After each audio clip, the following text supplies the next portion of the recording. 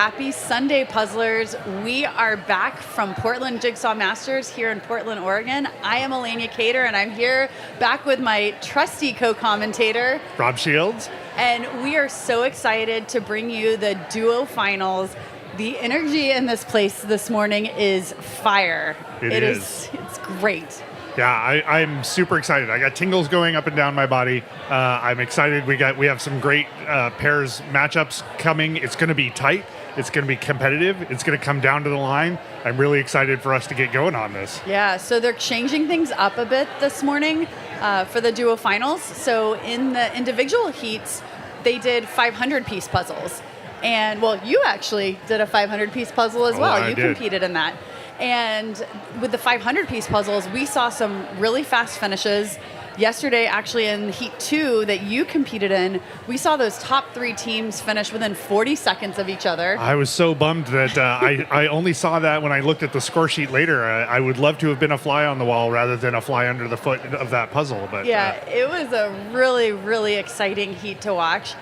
I don't know. We're changing things up today, and they're going to be doing 1,000-piece puzzles. I don't know that we're going to see that tight of finishes. What do you predict? 1,000-piece puzzles on a pairs competition, that's world-class level difficulty. So that's, I think you're right. I think we're going to see a great number of people maybe not getting all the way through this puzzle. I think it's going to be challenging, even if it's the most straightforward puzzle. And I suspect it may not be the most straightforward puzzle, given the kinds of puzzles we've seen so far in this competition. I think we're really going to see, as you said, it's going to stretch people. We're going to see them probably spread out time-wise. So I think I'm looking forward to seeing how that plays out. Yeah, so we have a lot of great duos to watch this morning. It's going to be super fun. Rob, who should we be looking at today? Who do you think is a contender? So I think the contenders clearly are Rock Solid, Team Rock Solid with Jessa Douglas and Minyi Deng. They destroyed their heat. They finishing almost 13 minutes faster than the next team. And they finished with the fastest time in both of the pairs heats at 38 minutes. Then you've got Team No Name, which is Andrea Ping and Susanna Riemann. This is just the beginning of me butchering names. Apologize in advance. But they were first in their heat. Arguably a harder puzzle. The average completion time for Heat 1 was 1 hour and 7 minutes. In the heat that Andrea and Susanna finished in, the average time was 1 hour and 19 minutes. So a good 12 minutes slower on that. And they had a lot of strong competitors in that round. So I think being first in that round really says a lot in terms of where you are going to place overall. We've got the Reuter sisters, who you can never count out. They were just 34 seconds behind Andrea and Susanna. And then obviously Sarah and Becca, Sarah Schuler and Becca Taylor were just 5 seconds behind the Reuters. So they're obviously in the mix as well. It was really incredible. Guys, 8 minutes to go. 8 minutes to go. Let's go ahead and find our tables so we can get a quick announcement. We want to make sure and start on time. Thank you. Yep, so we're just 8 minutes out. We also had some newcomers that we saw who did quite well in the duos yesterday. One of them, a local pair that we saw, really exciting, Beatrice and Aaron. Yeah. So I've got a couple of wild cards on my list of folks to watch out for, people who are local or regional here. So Extra Fizz with Kelly Poff and Zinpua. Zinpua being local to Portland, and I know that Kelly is a Washingtonian, so right here nearby. And they were solid second behind Jessa and Minyi in their heat. We've got Edging Towards Victory, which I think both Andrew Nichols and Cosmo Smith are out of Seattle. They were less than a minute behind Extra Fizz in their round. And then we got B&E, which is Beatrice Endler and Aaron Fisk, who were fourth in a very competitive heat. And we're about as far back from the leader as Zinfizz was in their heat. So I think that we've got some solid folks who you might not necessarily have seen before, have contention to be, if not first, in the running. So mentioned that you participated yesterday. How are you feeling today? Well, I feel a lot better that I'm not participating anymore, I have to say that. If you've been tuning into the live stream for a while, you'll know that I like to say that my team works hard to be mediocre. We definitely proved that out yesterday. In what I would say were some pretty challenging puzzles. So we saw several puzzles where there were a lot of folks who didn't finish. So that gives you a sense of how hard those puzzles are. Didn't really fit into our strengths. There was definitely a lot of time where I was scratching my head every time a camera came around. I suddenly looked to be like, okay, what can I be doing that makes it look like I'm doing stuff? So we definitely had some struggles both on the pair side and on the team side. So happy to be on this side of the camera at this point. And you've mentioned before in previous heats about getting into that trough of despair and then having to employ some methods to help get out of that trough of despair. Did you have to do that yesterday? Absolutely, yeah. We spent a lot of time in the trough yesterday. In pairs, my pairs partner and I'm the sort of block and tackler person. I'm the sort, flip, get the edges done. That's sort of my MO, and then fill in where I can. And then Melissa is the sort of strategy person. She has the big picture of what's going on. She's the one who's constantly telling us where pieces go in the puzzle and identifying like where chunks are, what there are opportunities. And so we were missing the other half of our team, which are the really kind of fast assemblers. And if you don't have a fast assembler on your team, then you're in trouble. And so we just, we knew where we were with this. We were keeping positive table talk. We were upbeat most of the time. When we were in the teams, we were, it was much more of a slog. There's a lot of black, a lot of hair. None of those things were easy for us. So it was a challenge, but we were able to keep things positive, even though we were in some tough places. And I think Lane is up for some more announcements as we're getting closer to the start of this duo finals. Okay, guys. Let's go ahead and find our tables. All right. Okay, guys, welcome to Finals Day at the Portland Jigsaw Masters. Woo! All right. Congratulations to each of you for making the finals. This is a very competitive field, and it was tough to get here. These are the best 40 duos in the tournament, and awesome. Today you're going to be doing a 1,000 piece from pomegranate. You'll have 2 hours to finish it, and I think you'll like the puzzle. It's an interesting one. Couple of quick announcements. Again, we're going to continue to have a raffle for ALS. Today, we raised really great money. Thank you, each of you who donated. A lot of good money went to a great cause. One other thing, too, is once these last 2 puzzles are released, we'll have our bundle complete. 5 Portland puzzles, 5 pomegranate puzzles, grouped together. For sale. You can get you can buy it back there at the Portland Puzzle booth or online. If you're out there, please go. It's $199 for 10 of the competition puzzles and free shipping. So we're going to ship it all next week, so you should be able to get it and time yourselves against really the best out there in the country here. So we are ready to get started with our rules. Real briefly, I think we've gone through this with everybody one time, or at least before. If you drop a puzzle piece, it's your responsibility to find it. We cannot help you with that.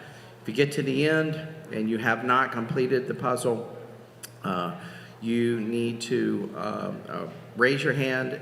We'll count the puzzle pieces. If you have 3 or more, they're interlocking. They are good to go. Only 2 or 1 will count against you. So, all right. We have a real exciting final here. Special thanks to our sponsors for our title sponsors, Pomegranate, Portland Puzzle, and, of course, the live stream here with completing the puzzle. Does anybody have any questions? Want to make sure? Okay. All right, then, if you're ready, are we ready? Is everybody ready? Okay. All right, so let's go ahead and get the countdown started. All right, we got 5, 4, 3, 2, 1. Let's go. And we're off. Yeah. That is really exciting. So we're kicking off the pairs final, the duos final. Everybody's got undoing their boards, their boxes. People are getting started. I love this shot. You can see how the field just springs to life as people get their pieces set out. They get them spread out, and then you're into flipping and sorting. Probably, my guess is most people will be flipping and sorting out some edges. I can only sort of see the puzzle here, but it has my interest. I imagine you have one right here with us. Yeah, do we want to take a look at the puzzle? Let's do it. Okay. So this is... Wow. Wow. All right, so that is so that is a puzzle that's going to take some effort. So folks who are good at like color placement, folks who love patterns, this plays right into them. There's actually a lot of things to hold on to, which is nice. The face is easy to get to. The patterns sort of locate things in the puzzle. I personally would be a little daunted, and currently am, by the color array. But a lot of people are really good at being able to say, well, I know I can see that this yellow is always next to this purple, for example, or this purple is a different shade than this other purple. So unlike me, most people, a lot of the higher end competitors are not going to have a problem with that color spread. And I'm going to actually flip this around because it's only part of the puzzle. Sure. You can see that there's more of it back here. It's a beautiful puzzle. So it continues on. You were saying earlier, as you were teasing this puzzle, and I hadn't seen it yet, that it was a puzzle you would like to do in kind of the slow puzzle that we've been talking about. Absolutely. This puzzle is right in my casual puzzling wheelhouse. It is something, you speak of the colors, and I feel like I have a pretty good eye for color, and so this is the type of puzzle I love to do. I love to do gradients because I love the color differentiation and picking out the pieces. And you can see here not just the colors, but also the different patterns on her dress. And this is just really beautiful. This puzzle is called LA Liberty by an artist named Pakshita Abad. So this is just a beautiful puzzle, and we can talk a little bit more about the artist in a minute. It is by Pomegranate Puzzles, a 1,000-piece puzzle. So it's just a really, really beautiful puzzle, and it'll be interesting to see how this does play into the strengths and weaknesses of some of the puzzlers here today. Yeah, I love it. It's got a lot of things going on, which does play into some people's skills better than others.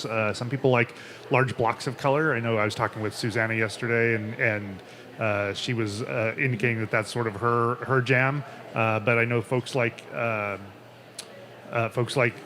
Sarah Schuler are much more into a lot of activity going on. I'm not sure if this quite fits into her specific area of interest, but it definitely matters. And I think in this competition here, the finals of the duos, that's going to have a huge impact because when we see people tightly packed, every little thing that plays into one team's benefit is going to make a difference. Yeah, and right here we can see Susanna and Andrea, they're separating out the borders, the edge pieces that you spoke of as they're flipping and flipping all the pieces. And one of the things I want to mention, if you saw the shot of the last duo compared to Andrea and Susanna, who are world-class puzzlers, look how fast they're flipping the pieces. And this really is, we've talked about, is puzzling a sport? Should it be considered a sport? Right. The flipping is something that these world-class level puzzlers, they really do train for. Yeah. It varies. It's one of those things that it's hard to want to train for because, like, if you're going to flip a bunch of pieces, then you want to start putting the puzzle together. And then are you really practicing flipping, or are you just really doing the whole thing? But there are folks who definitely just pour out the puzzles, do a flip pass, pour out puzzles, do a flip pass until they find like you're training your hands to get used to certain patterns so that you don't have to engage your brain as much, so you can be thinking about other things while your hands are doing things. You're looking for efficient ways of doing things. Like, I know some people like to just take the face up stuff and pull it off. They can see those things, and then that allows them to take the ones that are upside down and flip them in chunks over, so you can get some speed that way. So there's a lot of things you can do there, and a size of a puzzle like this, for me, I was saying the other day, it takes me about a minute per 100 puzzles or 100 pieces to flip. So when you're looking at a 1,000-piece puzzle, if you were doing it on your own, that's 10 minutes. Just and flipping. Just a flipping. And so anything that you can do to make that faster, and even 5 minutes in a pairs, is going to have a real impact on your overall score. And look at this teamwork by the Delulus here. So we have one partner feeding the edge pieces to the other who's already starting to put the border together. Yeah, that's great. Usually you see everybody doing the flip. A lot of people will do a flip and sort. Looks like they are not doing a flip and sort if one of the team members there is still pulling out.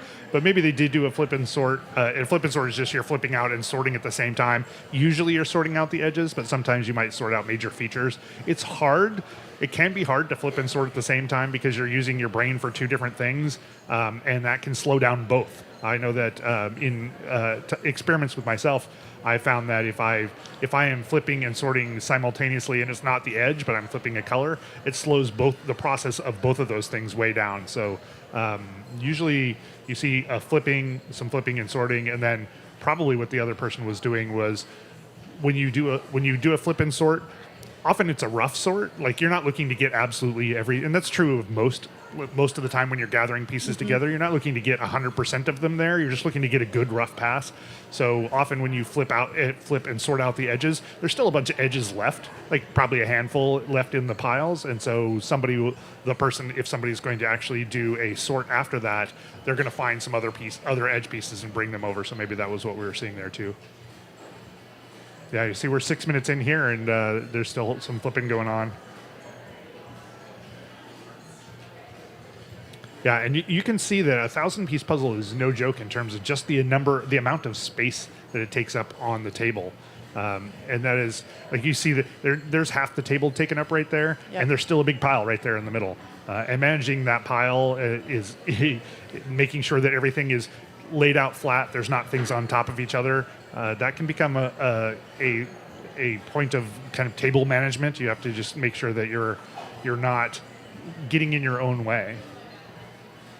We're looking right now at the Mitchell machine, mother-son duo. That's right, the Mitchell machine. Love that name. Yeah, and I love also all the families that puzzle together. I like to say a family that puzzles together stays together. This is not a guarantee. I know we actually watched your daughter puzzle yesterday with her team while you and your wife were puzzling together on your team. Yeah, and as predicted, they soundly beat us. My daughter was fortunate enough to be asked to join a pretty strong team, and was in the middle of a pretty hard puzzle. She had a great time. She substitutes in on our team from time to time. She's definitely not puzzling the level of puzzle enthusiast that we are, but she can definitely has her areas of expertise that can help accelerate the overall puzzle. So yeah, we have a good time with that. It's always nice because she's off in college, so it's nice to have her come by and hang out and give us an opportunity to be together and have a family event. And like we were talking about, I think it was yesterday, that often puzzles, we're finding that there's a thread of how people talk about their puzzles as an excuse for family who are sort of not geographically located next to each other to come together and come to a contest to give them an excuse to hang out and have some family time and do something fun together as a way of keeping touch with each other. They're got some puzzling merch being displayed there. Yeah, and if you're not familiar with the Puzzle Republic, that's who we're looking at right now, a husband-wife duo of Luke and Jessica, and they're both displaying a lot of their merchandise. So we can see Jessica's wearing some of her leggings. I'm actually wearing some of them today. You can't see them behind the table, but I got my puzzle piece leggings on. And yeah, you should check them out if you're interested in getting some puzzling gear to wear while you puzzle. Leggings, shirts, hats. We saw the drink container there. Yep. And then I know that they also have a map of puzzle libraries across the United States, which is great. So if you're a puzzle enthusiast in your area and there's not an active swap, or there is and you still want to go see other options, that you might be able to find a little puzzle library that somebody is maintaining on their own in your neighborhood, and that's great. Yep. Now we're looking at Rock Solid, the duo that won Heat 1. So yeah, Jessa's making great progress on the border while it looks like Min is sorting. And what did we talk to them about? It was Princess Jessa that Min was just passing her the puzzle pieces to place in Heat 1. We were talking about the Mitchell machine earlier, and I think that these guys definitely have a machine-like quality in that. Like there's Minnie is doing all of the sorting. You can see here she's putting things into piles, and then she just feeds those off into Jessa. And Jessa, who is a champion assembler, will just put those things into pieces. And so the conveyor belt just keeps going. They just Minnie keeps handing them across.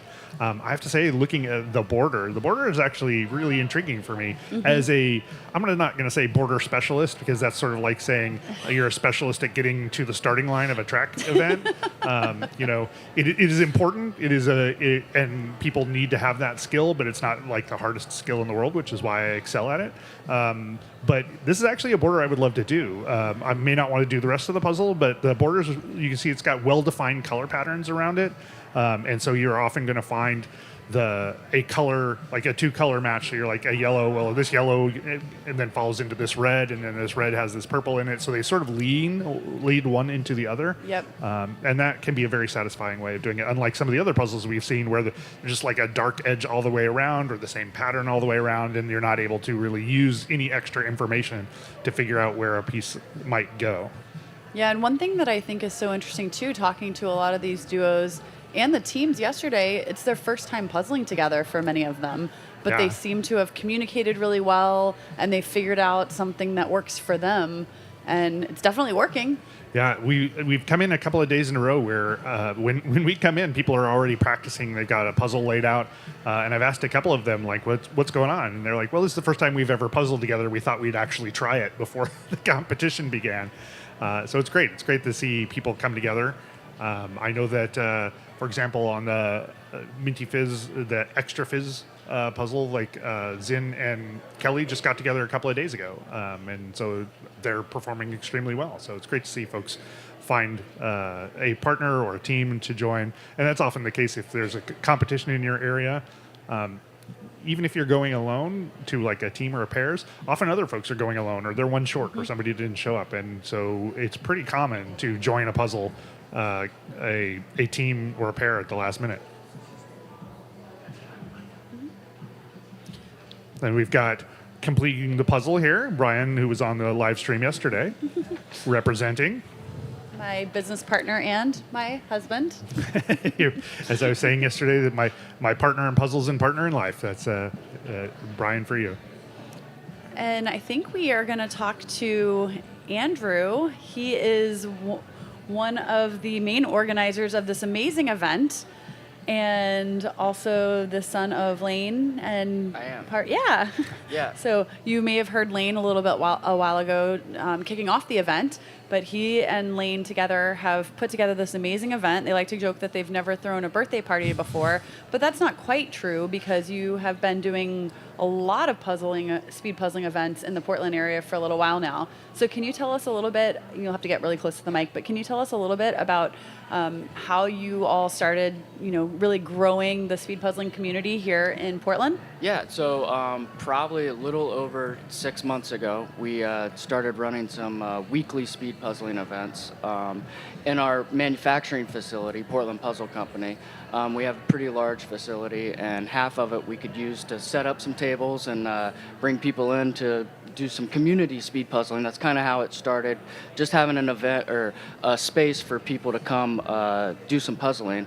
And then over the course of a couple weeks or so, the idea of speed puzzling came up. It was mentioned by somebody that had come previously, and so we decided to take a stab at it. And the first few times, we probably had about 2 to 4 teams show up for the first couple weeks. But then I think word spread around town and within people online as well that are here local in Portland. And so for the past, I would say 3 to 4 months, we do Tuesday and Wednesday. Tuesday we run a individual and pairs event at the same time. And what's funny is they always get the same puzzle, so the individuals can compete against the pairs. And sometimes it's funny to see which individuals sometimes can beat the pairs. And yeah, that's funny. But on Wednesdays we do the team events. And I would say over the past 2 months, we probably average around 16 to 20 teams every Wednesday. And we hold a little social pregame happy hour at the local bar across the street. Shout out Loyal Legion. They're great. Everybody there is great. But the community here in Portland, in puzzling and in speed puzzling, it's really grown, and the response has been great from us. Yeah, we're looking at a couple of regulars on the Portland Speed Puzzling weekly competition. Mary and Larissa. I love one of my favorite stories is that Mary was like an anchor to to the weekly event for a very long time, and she would just show up and sit down and puzzle in the teams. And sometimes she would invite coworkers, and sometimes she would have just her, and sometimes she would have 3 or 4 people, and sometimes they would show up sort of midway through the competition, and a testament to how good Mary is. And I tried to convince her to join the individual competition here, but she didn't feel like she was ready for that. But she would have people show up midway through, and her team would still like finish first or second. Yeah, I think she probably would have qualified in the individuals, to be honest. She's very good. Yeah, part of the Blem team. They're named after their first initials. So this is Larissa and Mary, the L and the M, and on the other side we have Beatrice and Aaron, the E and the B part of that. They're competing in here as well. Yeah, and talking to them yesterday after the team finals event, in which they did quite well. I think they came in around 8th, maybe, but they did quite well. Maybe they even did better than that, and I apologize if so. But they actually said Beatrice's mom was looking for a team, and she recruited Mary. So we were joking that Beatrice's mom is her manager, her puzzle manager, and is looking for the best puzzlers. And so that's really a testament to just how good Mary is. Yeah, quite often when Beatrice comes out, there's always a spectator there to watch her, and her mom always comes out. She's great. Yeah, they finished 3rd in the teams. Oh, excuse me, I am so sorry. That's a podium finish right there. Yeah, I am so sorry. They are very fast. So, Andrew, you went from having a sort of weekly couple of competitions to deciding to do something like this. What spurred that on? It was just on a whim, kind of. We have seen, and with the response locally here, we saw that this speed puzzling could grow into something, as big as this right now. And I think it can get even bigger than this, especially when you see some national competitions and the world competitions and just the scope of how big this can be. I really do think it's the next big thing. I've been joking a little bit because the Olympics are right now, and there's a couple of events that are like, come on, what is that? But no, I think this is a great representation of how competition can make something that is, accessible to everyone. But it can make you put a competition in front of it, and then it just amplifies it that much more. Yep, and speaking of the Olympics and it being a sport, Rob and I have been talking about that quite a bit up here. And before the duos event started this morning, we saw a whole group of puzzlers warming up, doing exercises, stretching. So I really do think that people underestimate just the stamina and the the amount of strength that it takes to be able to bend over. We're watching how it takes them bending over for hours at a time to put together these puzzles. Boy, I felt that 100% yesterday. We competed in the duos, and then we competed in the teams back to back. And because we're not finishing first, there's a short amount of time between one rolling into the other one, right? And we were puzzling my pairs partner all the way up to the end, and then we rolled over into the team's puzzle. And boy, about a third of the way in, I was really feeling. How much Advil did you take yesterday? Everybody on my team, it was sort of a joke that everybody was carrying some Advil, and so everybody popped some Advil a little in advance, and I was like, no, I'm doing fine. And boy, did I regret that decision. And I think we talked about Susanna earlier being a solid color specialist, and you can see it right there. She's putting together those nice swatches of the yellow color coming together real nice. Yeah, we were talking the other day that in sort of my opinion, I see Andrea pioneering is probably not hers, but the peg leg stance where you put a leg on the chair to sort of relieve some effort on your back. So if you're going to be a constant stander, then that is a great way of doing that. If you are not actually working your core, if you're not ready for hours of being hunched over like you see Andrea is here, or somebody like Susanna even being taller and Yes. having to hunch over Yes. even farther, you'll see people stand up because it gives you a better overall view of things. But at some point, you're just like, this hurts too much, and then people sit back down. So Yeah, I was popcorning the entire time yesterday. It's like with any sport, if you have played it for a while and you're practicing and you're in shape, then it doesn't really affect you as much. But like I play golf quite a bit, and if you haven't played golf in a while, you feel good on the front nine, and then you get to the back nine and your back starts to tighten up a little bit, and then the shots go a little errant.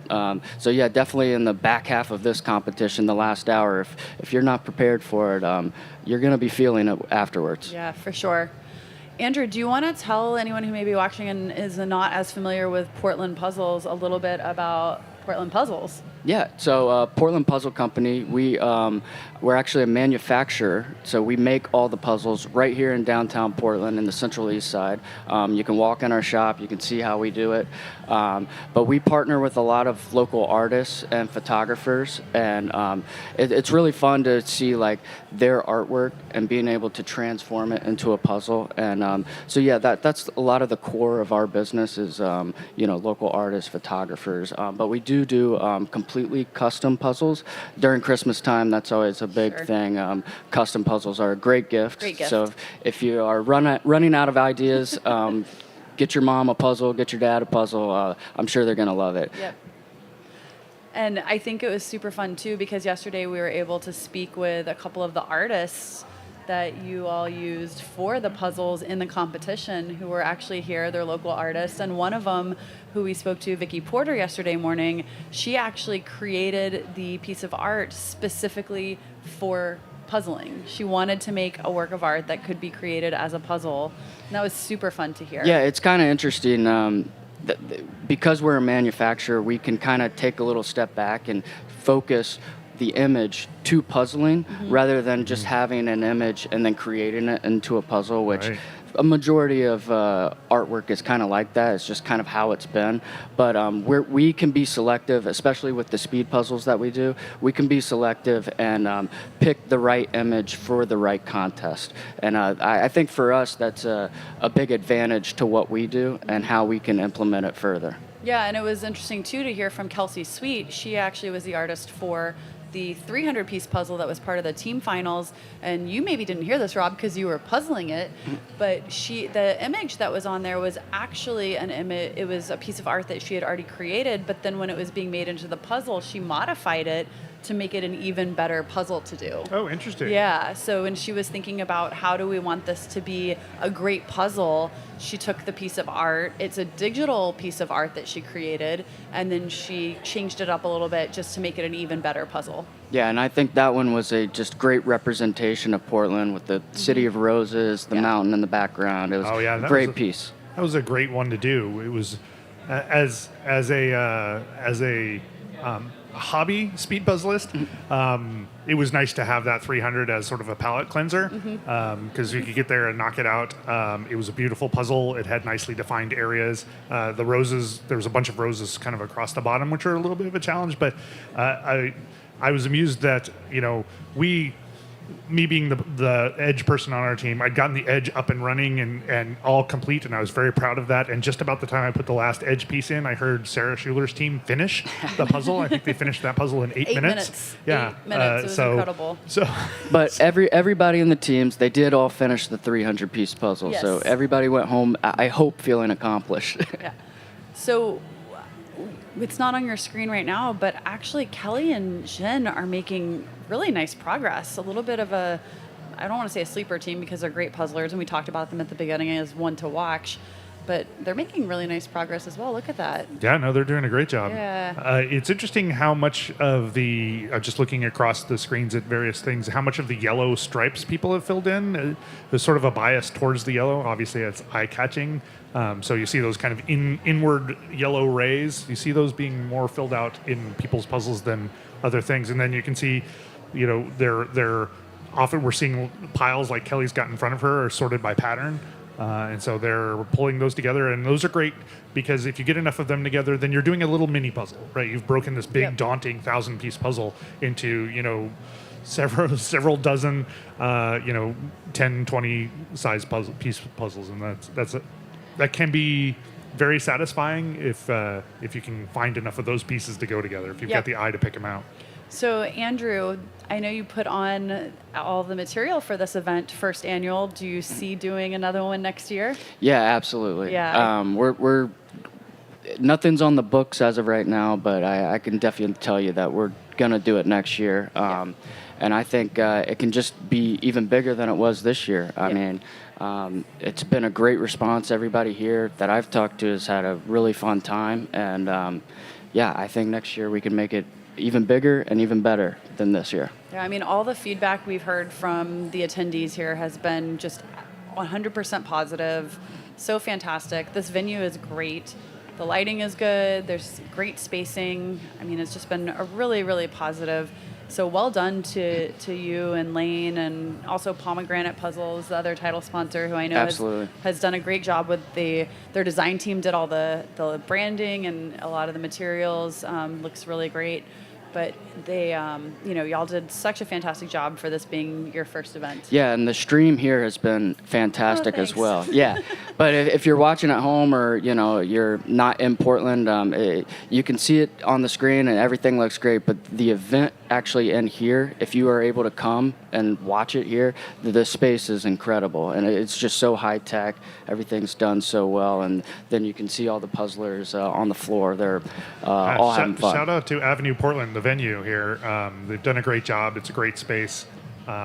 It's very high tech, and it makes it easier. You guys have large displays going on the walls, so people can sort of follow what's going on. So it makes it a very much more spectator-friendly sort of event, which is great.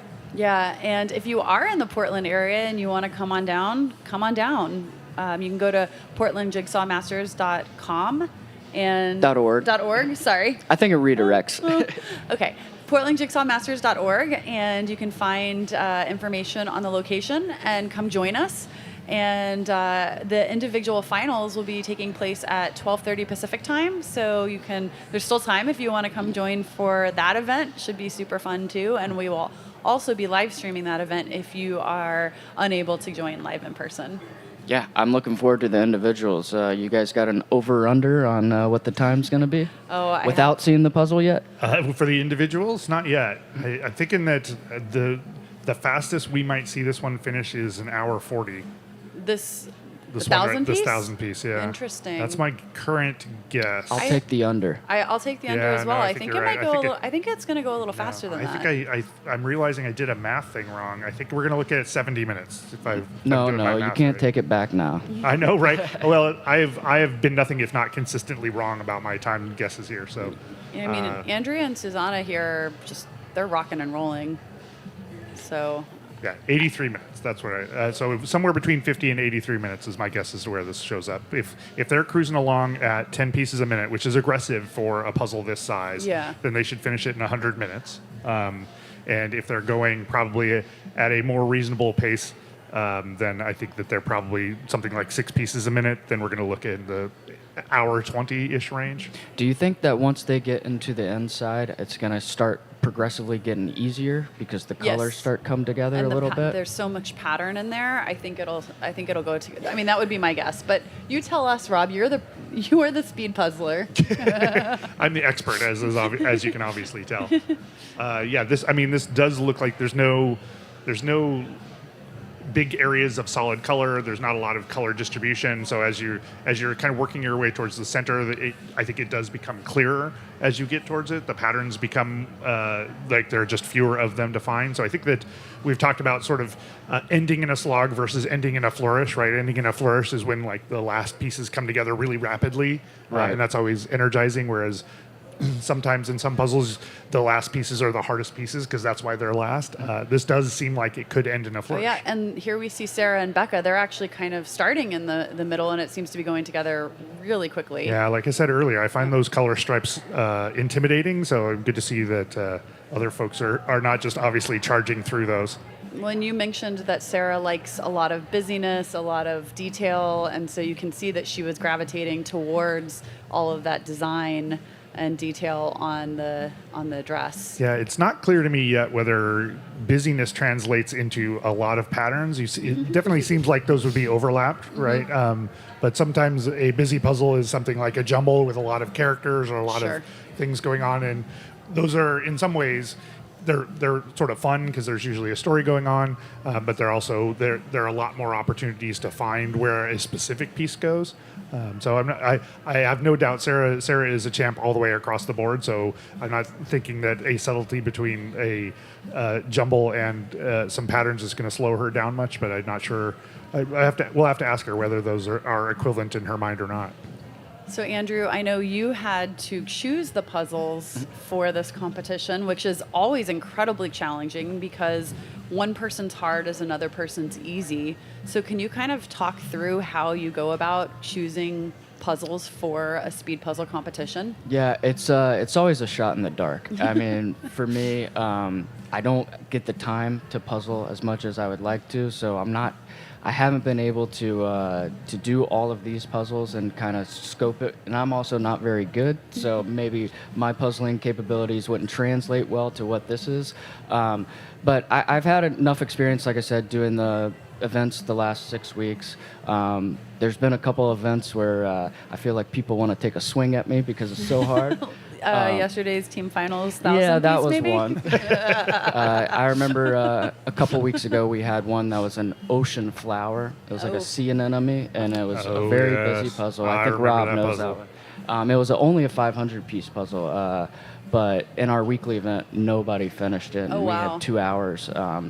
It was a team competition too, so it was Oh, up to wow. 4 A people. 500 piece. It was that hard. Wow. Yeah, it was just a bunch of sea anemones, and there was just a lot of repeat in where things could go, and it was extremely challenging. But So- it is really hard. I think people underestimate how hard it is to pick a good competitive puzzle. I've talked Yes. to people who've chosen puzzles for nationals and for other competitions, and it's tricky. You get Yep. a puzzle that you think is a solid puzzle that might be, a little challenging for the experts, but achievable for the non-experts. And as Andrew said, it can be a little bit of a shot in the dark. You make your best guesses to, does this have the right combination of parts that people can grab a hold of? Does it lend itself good to a team so that you can distribute different parts to different people? But then when it comes right down to it, when you actually start putting it together, you may find it's a whole other thing. Yeah, and Brian and I were actually talking yesterday about I believe it was the second puzzle in the team event in Nationals 2022, the Yes. octopus. Right. And A lot of tentacles. Yes. Oh, I don't think anyone anticipated that being as challenging as it actually was once you started puzzling it. Yeah, and this goes back to what we were talking about before. I think it was yesterday or the day before when the reason that you approach a puzzle with a bunch of different strategies and the desire to pivot is because you know that when you try something, it may look easy but not be easy, and so you need to be ready to move on to something else. And that just speaks to how hard it is to choose a puzzle, because choosing a puzzle has exactly that problem, right? You're into it, you're choosing a puzzle, you're not really sure, you think that it's going to be easy, but then you get it in front of, 30, 40 people who are suddenly trying to put it together, and then you find that people are struggling in places that we didn't imagine. Right. It's a non-trivial capability to be able to choose a puzzle. Yeah, what I like to have is differentiating colors, where I like to see people sort them in colors. Maybe not too many big blocks of colors, but it's kind of with this puzzle right now. You can kind of sort it into puzzles, but there is the gradient when it all comes together with the textures and the designs in the middle. If you can group, I would say about 10% of the puzzle, 10%, 10%, 10%, and then you can attack it that way. I think that makes for a good speed puzzle. Yeah, I think that's a good rule of thumb. You mentioned to me last night you were concerned that this might be a little too difficult of a puzzle, but I had gotten a sneak peek at the image before, and having seen, the colors and the texture, I think that this is a great choice. Yeah, we don't want it to be too easy. No, you don't want it to be too easy, but also you don't want people to feel completely dejected. And I think that, I mean, you can see quite a few teams are getting good chunks done with just about 35 minutes into the competition. We have, 90 minutes left to go, just under 90 minutes. So I think we'll see a decent number of teams actually finish. What do you think? I think when they open up the puzzle, as long as you don't hear a bunch of groans, then you're good. So are you eagerly listening when the puzzles get opened? It's pretty audible. If people don't like it, you will know about it. So speaking of finishing in a flourish versus a slog, so I will say watching yesterday, and pretty much every team had the same strategy with saving the green leaves and some of the legs of the flamingos for last. And it did feel like a bit of a slog because there was so much repeating in the green leaves, and there wasn't, it was just very slow.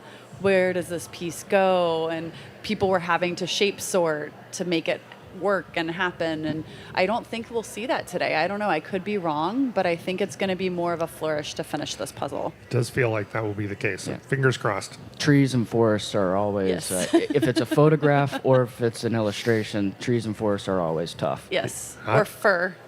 Yeah. I'm an indoor kid anyway, so I'm not necessarily looking for nature in my puzzles because nature likes to be self-similar. There's a lot of repeating things in colors and structure in nature. So give me a good illustration anytime. And here we're looking at Becca and Sarah again, Sarah Schuler and Becca Taylor, and they are making great progress. Look at that. Got almost the entire center done. I got that center done, and now I suspect they're going to end up chasing those colored rays into the middle, which again on the border it's really great. As you're sort of pursuing towards the middle, they're running a lot more together. The pieces it's unclear whether this yellow is adjacent to some other yellow because you have like 3 different colors now on a piece. It becomes a lot harder to put those things together. And you can see that Sarah was working on a complex pattern right there that is a lot of pieces that look really similar. And even though it's only like, I don't know, she's got like 6 of them there, they didn't obviously just all fall together right away.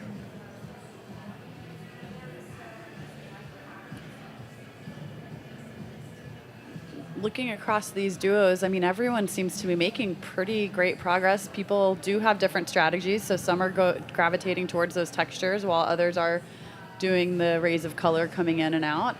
There's Pazinga, so they... I love that their having attitude fun. matches their team name. Or sorry, Pazinga! There we go. Gotta get the attitude in. Chantel Smothers and Whitney Temus.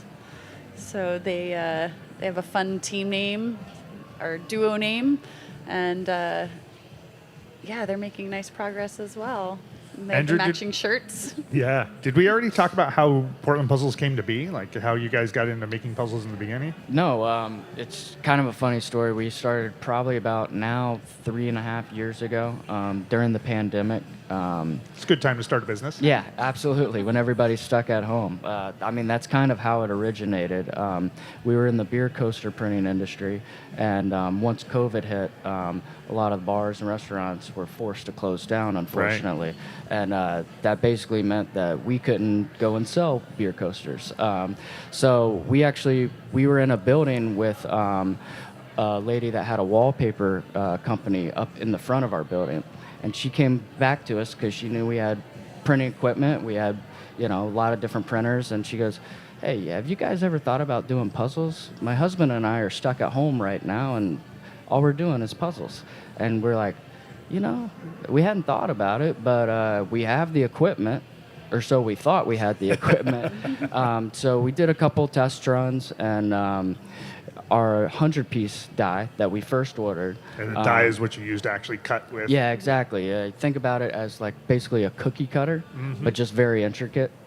So we put it on our machine, and it almost broke one of our highest powered machines that we had. Oh, wow. So we had to go back to the drawing board, do a little bit more of R&D. Then we had to go out and find specialized equipment in order to cut. So we were able to track that down. That was a whole nother story. But we got it, I would say, about 3 years ago into it, and the printing the process of creating a puzzle. It's a very simple process, but it takes a lot of knowledge to implement. A lot of knowledge that we have learned that we did not know about. But yeah, like I said, we've been doing it for 3 years, and it's been going great. The response has been great, and there's not many actual manufacturers of puzzles Is that right? in the United States. No, there's not. Not many that you can find that are accessible, and you can call them up on the phone. We'll answer. You know who you're talking to.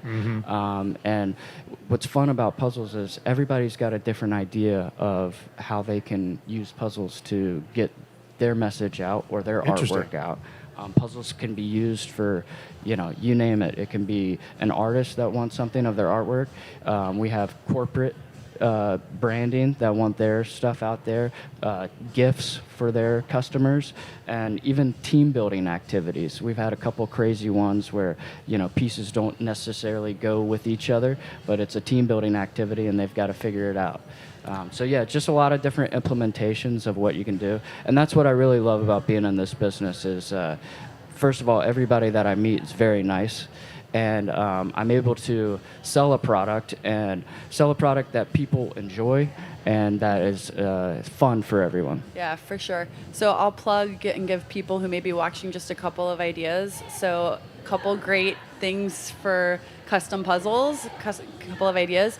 One is save the dates. So you send them out and people have to put together the puzzle for the save the date for a wedding. Oh, yeah. And then also as a wedding gift. So when Brian and I got married, it was a no-brainer that we were going to have a mini puzzle in everyone's gift bag that was a reminder of where the wedding was and just like a take home. So we got married in Park City, which is also where we got engaged. And we'll talk a little bit more in a minute about that's actually what kicked off us starting and completing the puzzle business to begin with. All right. So it's a very special place to us. But yeah, so that's what we had, mini puzzles printed and gave everyone a mini puzzle that they could put together. Yeah. We're seeing a lot of different approaches here, which I think is fascinating.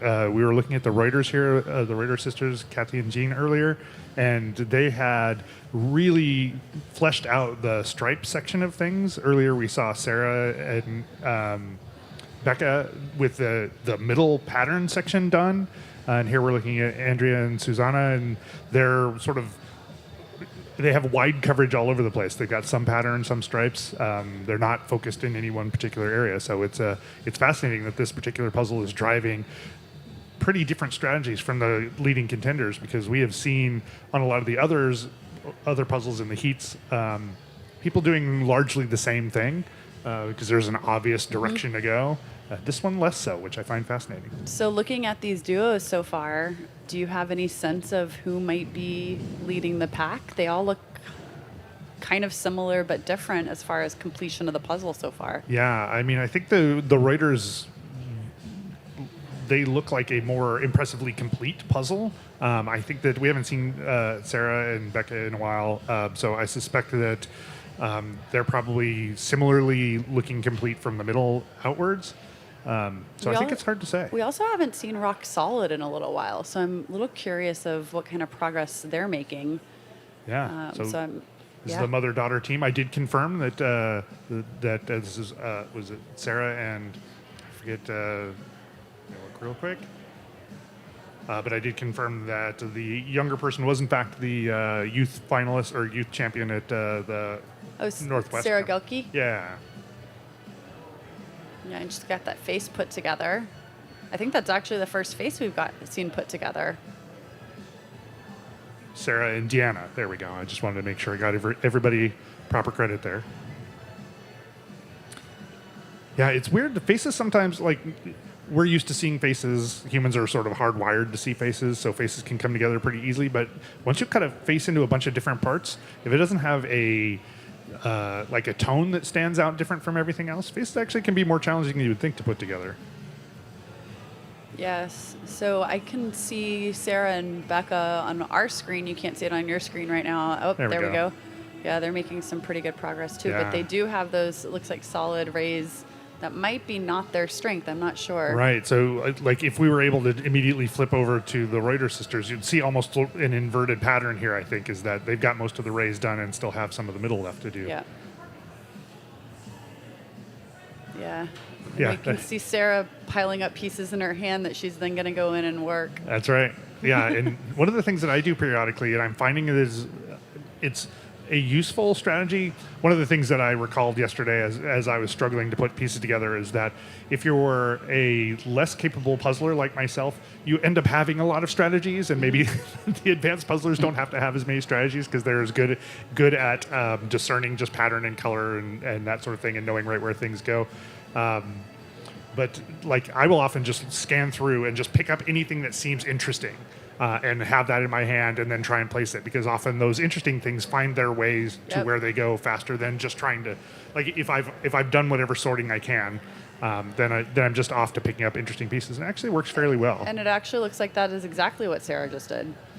Yeah, and that means She that just you're putting placed pieces she all just over. placed a ton of pieces all through that center section. Yeah, and it is nice when you have the bulk of the stuff roughed out, because then you could just go looking for any of a dozen different kinds of things, pick them up, and know that like some are going to go here. You're like, oh, here I see an edge that I know where that goes. I see a different color pattern that I know where that goes. Yep. You just pick them all up and then put them in as you go through them. Okay, yep. And here we are back on the Reuter sisters, Kathy and Jean, and you can see very clearly how they have most of those rays done. I think Sarah and Becca are ahead right now. I think you're right. Yeah, I think the writers are sort of struggling a little more in the interior section. But have mostly nailed the part that everybody else seems to be struggling with. So it'll be interesting to see if that gives them the advantage of catching up. Oh man, but did you just watch that series of placements? It was just so fast. So fast. I mean, and this is the thing, It's is incredible. that like manual dexterity is a huge part of this. One of the things that I am not great at, one of the many things I am not great at, is that you'll see a lot of people pick pieces up and try them in places gently, and then pick them up. Like if you're not sure that something is going to go in a place, you need to get in and get out as fast as possible. Like you just saw her not put it all the way in, but go, and then place. Yeah. And so a lot of people have a light fast. touch, and a light touch allows you to go really fast and allows you to pull back a piece if it's not where it goes. And so often a piece won't be fully seated. You'll see people with like pieces that are sort of standing out. They're in the right place, but they're not fully sat down because they're just hitting them really lightly. I've got a question for you, Rob. Shoot. Do you think being left-handed or right-handed can help or hurt in this in any way? I'm not sure what I don't know. I think that if you are the kind of team that likes to, like if you're in a pairs situation where you like to sit on the same side of the table, and a few people do that, I can imagine that would be an advantage. But I don't know. I don't know. Yeah, with teams of four, I probably would get more in the way certain times. You're a lefty? I'm a righty. Oh, okay. Yeah. Are you asking for a friend? Yeah, so we've got Andrea and Susanna with, again, just a wide variety of coverage, which means that they have a wide variety of gaps, which makes it a little difficult to see how that they're doing compared to everybody else. Yep. And Jessa and Min, oh, there we go. It's a little hard to tell because of the box, but it looks like they're making some pretty decent progress. If I had to guess, I'd say probably that middle section is done. And they're now working a lot on those solid color rays as well. Yeah. Yeah, this would be great if you've got a team where somebody is really good at these solids and somebody else is really good at busy patterns. Like this, as we were talking about before, the puzzle matching with the pair's capabilities really impacts who's going to finish when. And so if you had that particular set of skills in your pair, like one is really good at finding those solids and one's good at finding those patterns, that could give you a really substantial leg up. Because we're seeing that people are focused primarily in one area or the other area here. Yeah, so we've talked a lot, and you can see the puzzle coming together now. It's such a beautiful puzzle. So just to talk a little bit more about this particular puzzle, it is a pomegranate puzzle. And the name of the puzzle is, again, LA Liberty by Pakshita Abad. And I have this description. It's just so beautiful. So it shines a kaleidoscopic light on the melting pot that is America. And I think you can see that with this, version of Lady Liberty in the middle. So Abad was born in the Philippines, but escaped its political turmoil by immigrating to San Francisco. And then her evolution as an artist and citizen of the world would involve living on 6 continents and visiting more than 60 countries where she Wow. was influenced by mixed media textile arts, indigenous art forms, and the intricacies of marginalized communities. A woman of color, her fierce creative gaze was focused by her investment in socio-political justice and a love for humanity. So I think you can really see how her worldview and her life shaped her art in this beautiful puzzle. Yeah. Yeah, it's a great story, and it manifests in a great piece of art, which I think is turning into a great puzzle. Sounds like a lot of her work. I'm not familiar with her work, but I want to go check it out now after seeing this particular puzzle. You know, she does feature a lot of bold colors, intricate patterns, and a mix of materials such as fabric, beads, shells, and mirrors. So I'm sure in person, the textures really stand out if she's using I that, bet you're you know, right. the mixed media type of art with all the different, the different types of textures. I love that team has a custom box holder that says Twin Sanity on it, which I believe is the name of their team name. Awesome. You'll love that. So Andrew, how has been running the competition matched your expectations about how running the competition would be like? It's gone good so Yeah? far. We still got one more to go after this. I know my job's about to start here in probably, I don't know, I'd say about 15 minutes somebody will finish. But it's been going good. The volunteers, our time monitors, they've been helping out a lot. Shouts out to them. Helping out set the tables, get the puzzles bagged and prepared to set out. I couldn't have done it without them, to be honest. We've had probably about 15 to 20 different volunteers as time monitors within the whole event. And yeah, like I said, without them, we wouldn't have been able to really do any of Oh, this. wow. Sorry. Sorry to interrupt you. No, Andrew. you're good. Looks like somebody's getting kind of close. Yeah, sorry. Oh yeah, Sarah's right there. Sarah and Becca. The volunteers, sorry, I interrupted you on a very important point, though. The volunteers are so important to making an event like this happen, and I think it speaks just so much to how great the puzzling community is. Right, and what's funny is, people reached out to us saying, we want to help, instead of us being like, hey, we need more people, we're kind of behind the ball. No, we had a lot of people that just wanted to be a part of this, and that was a lot of fun. Even people that, they didn't want to compete per se, but they just wanted to be involved in any sort of way that they could. And like I said, shouts out to them. They've been a huge help, and very appreciative of them. Yeah, and their work will kick off in earnest, as you were saying here, Andrew, at maybe inside of 10 minutes, as their job is to keep an eye on all the different puzzlers who are in progress, determine who is near being ready to complete, and making sure that they are standing there when the people are complete so that they can record the official time. You take the official time and run it back to you. Are you manning the spreadsheet? Or? I am. I'm Yeah. on the spreadsheet, have been all weekend. I've also been running around a little bit trying to grab times from certain people because once, if there's a couple tables that are finishing within the same vicinity and they're going to be pretty close together, we don't want the volunteers to run up to me to give it. They need to stay put and make sure they get the correct time. So every so often I'll have to leave the laptop and go chase some people down to get some times so we can post them as quick as possible. And we've had some tight times here over the course of this competition, a couple of seconds, and we had at least one tie. Yeah, there was one. It was crazy. Yep. Yeah, we've probably had 5 or 6 times where it's been within 10 seconds of each other. And then I think there was a span of 5 teams that were within 20 seconds of each other in one event. That keeps the volunteers who are in limited supply, even though there's a fair number of them, on their toes, because you got to have people covering all of the different places that are going on. Yeah, they absolutely have to be engaged or it's not going to go well. Yeah, and we're getting right down to it. This is the adrenaline's pumping on my side, so I can't imagine how they're feeling. Start getting goosebumps every time we start getting close. Yeah. We were seeing the Reuters. They're making great progress. They're coming down the home stretch. I know that Becca and Sarah are, I think, imminent any time now. Here we're looking at. We were just looking at part of the Blem team Aaron and Beatrice, and they're making some great progress. But I think we're coming down to it. Yeah. Andrew, we may want to let you go so that you can. Yep. Yeah, I think my job's your about to thing. start right now. Yes. Thank you so much, and let's have a great event. Yeah, Yeah. no, thank you. Yeah, it's a great job.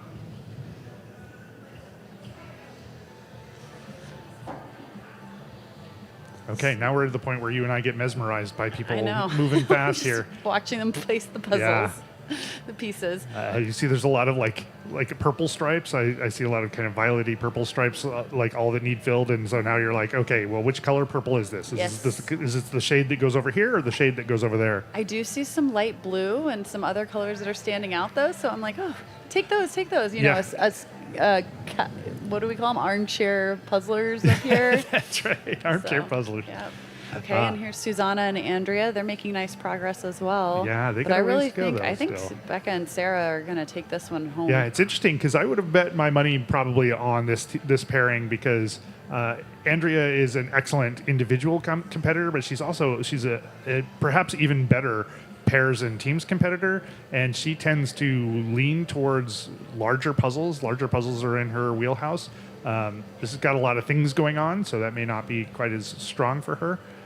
So I'm a little surprised to see that they're as leaning far back as they are, which is to say that they're probably in the second or third position at this point. Yeah, I think it really could come down to the Reuter sisters and Susanna and Andrea.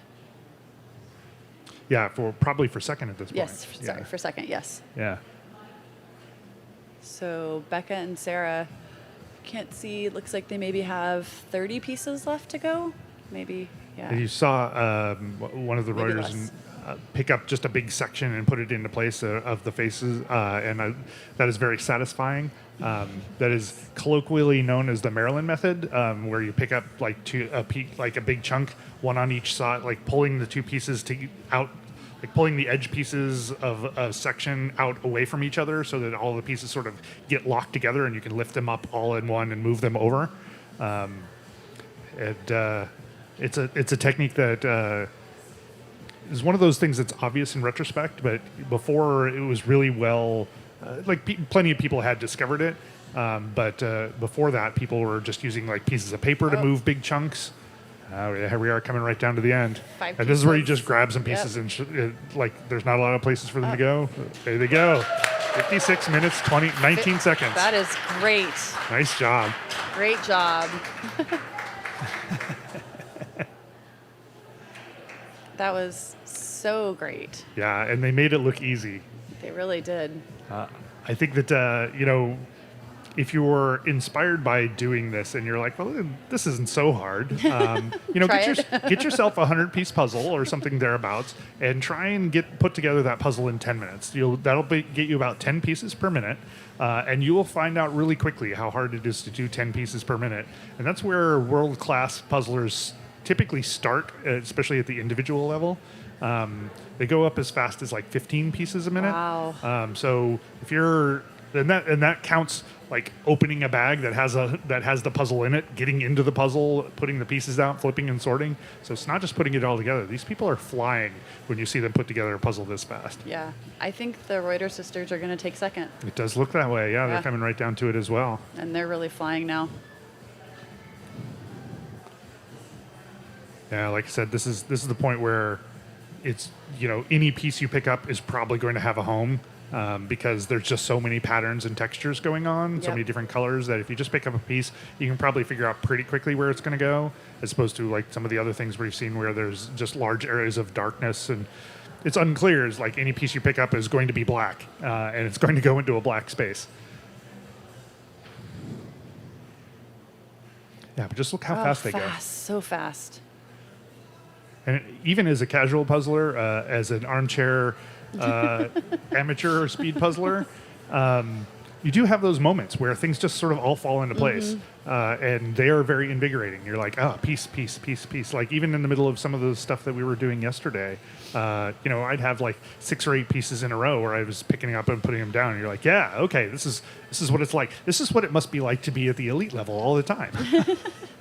You just have to keep doing that That's through right. the entirety of the puzzle. Constantly chasing that high. It is, that dopamine rush that you get when you place the piece, it's real. It's a real thing. It is.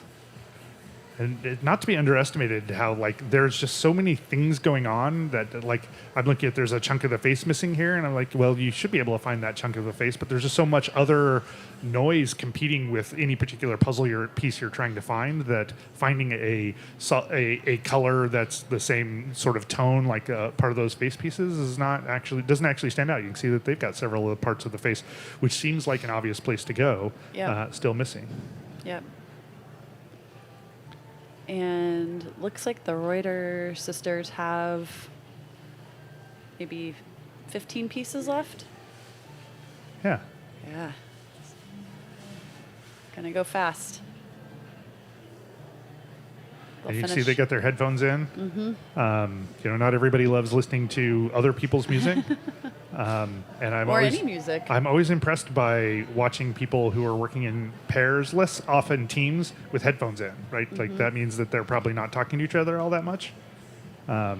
Which means that you got to be well practiced. You saw a little hand collision there. Mm-hmm. Doesn't happen very often for them. No, I'm sure that's true. But it does happen. I had that happen a number of times yesterday, especially when you're working on smaller piece counts. You just got a lot of hands in there. I heard somebody say a while ago that you've become a real team when you stop saying sorry to each other. There we go. Second place. Yep. Kathy and Jean Reuter, well done. Yeah, less than 5 minutes behind. Yeah. Congratulations. Yeah, and there we are looking at Jessa and Minyi, and then we've got, I think it's Rachel and Irina over here. Yes. Looks like Team Rock Solid on the right's making some good progress. Yes. Actually, it looks like they're both making some great progress. So second team finished right there at an hour and 3 seconds. 56 total minutes to get there. You see they're at 8.9 pieces per minute. So again, that's averaged out over the entire thing. That means that each person on that pair was putting in about 9 pieces every minute. So Sarah and Becca just jamming it out. Wow. Coming out of nowhere. Yeah, and which team is this? So they've been coordinated this is outfit-wise the Twinsanity. entire time. Okay, This there we is go. another Oh set yes, of it's the one with twins. the custom box holder. Yeah, I saw them walk in today, and my wife was like, I just love their outfits. They were wearing matching sweatshirts yesterday. They're Yep. So this is Jessica and Rebecca Streets. yeah, and they've been one of the ones that have been sort of silently lurking in the background this entire time. I know that I mentioned the other day in one of the individual heats that I think both of them had showed up Yes. really highly Yes, in both they of did. in their heats. Mm-hmm. So they're sort of under the radar, but consistent. They're definitely performing extremely well, and they can tackle a wide variety of puzzles. So I always love, we've talked about before, like seeing people that we've never seen before, didn't have any expectations around, suddenly show up and do an amazing job. Yeah, and I think there's a good chance they're going to take third and get on the podium. Yeah, I think it may be, it's hard to say, but it may be sort of tight. I think we'll see several times come in rapid succession here. Yeah, and again, they've got pieces all over now, and so it's just a matter of picking up the piece and seeing, like, where does this one go? Where does this one go?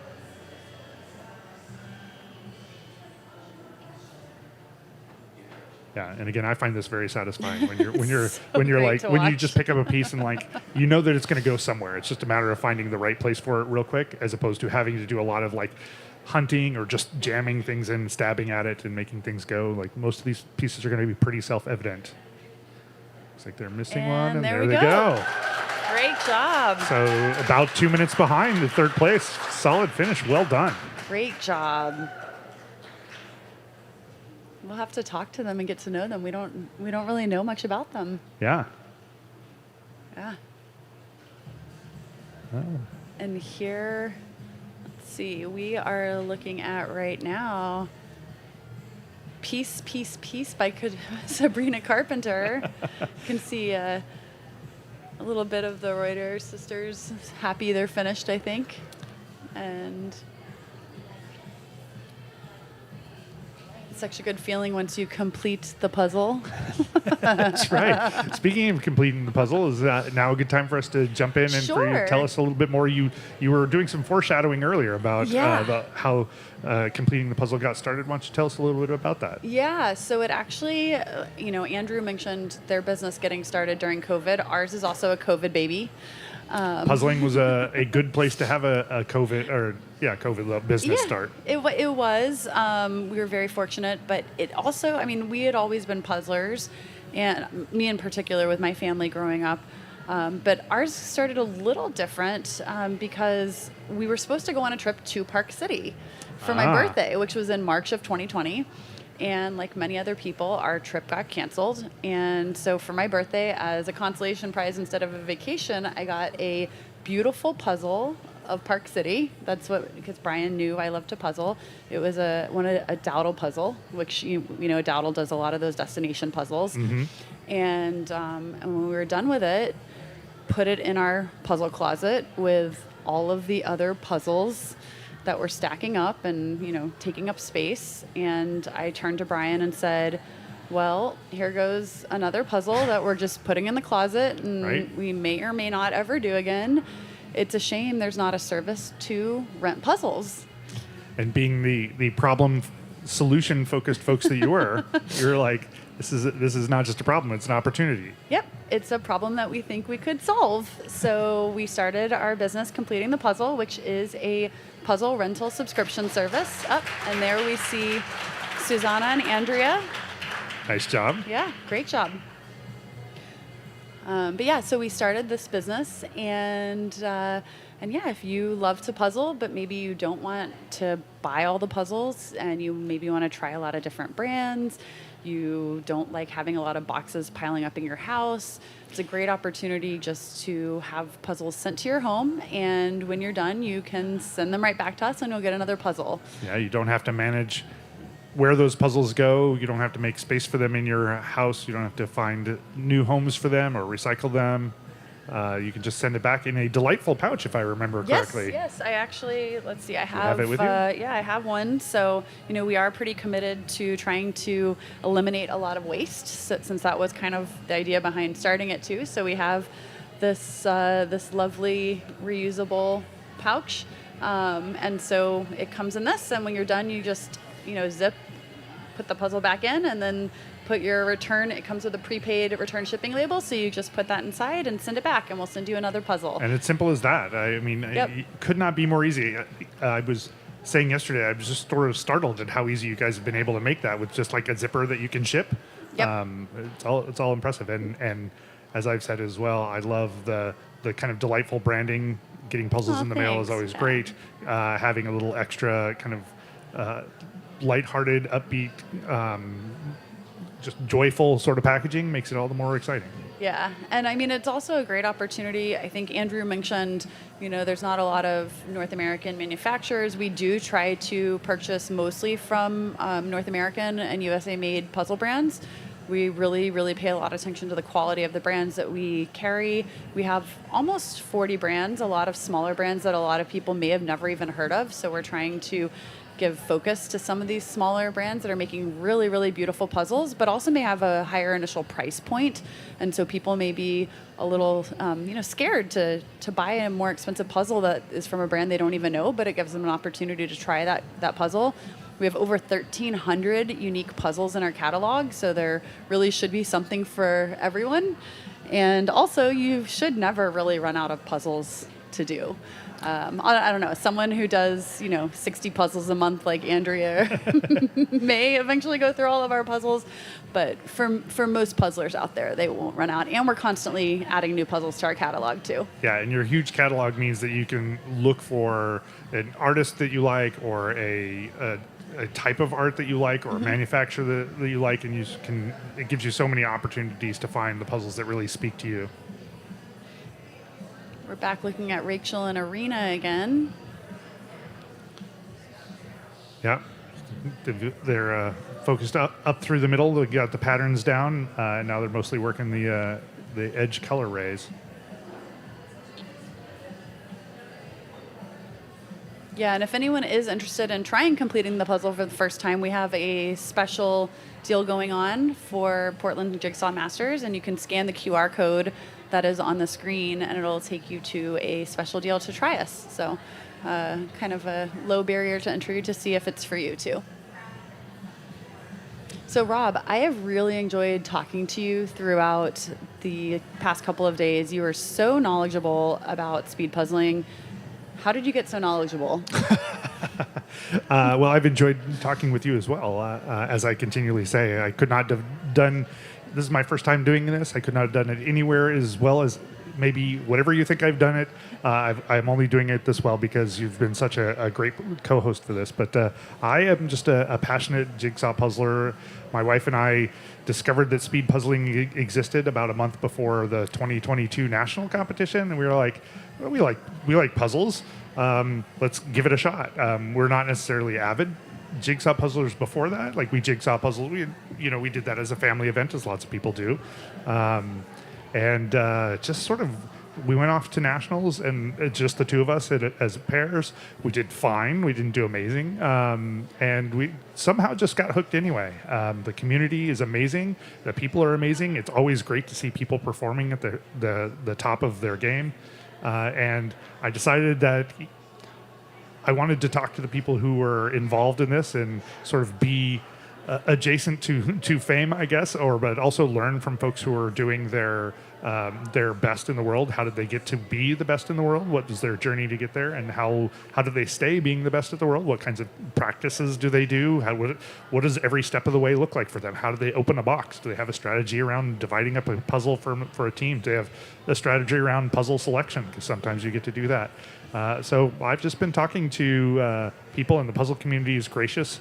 Everybody I've reached out to has said yes. So I started interviewed Andrea Peng, and it just sort of went on from there. So if you are interested in both listening to how people got to be the kind of speed puzzler they are, and tips and techniques that might help you with your speed puzzling, and also people who are contributing to the general, not just the competitors, but the manufacturers, the artists, the people who put on competitions. So I have an interview with Lane Weatherly, who's one of the co-founders of this competition, along with Andrew, who we were just talking to. And so we learned a lot about what does it take to make a puzzle, what does it take to put on an event like this. If you're interested in doing any of those things, I have a podcast called Peace Talks, Piece Talks, because in the puzzling community, we love a good pun. Love a good pun. And you can find me anywhere that podcasts are.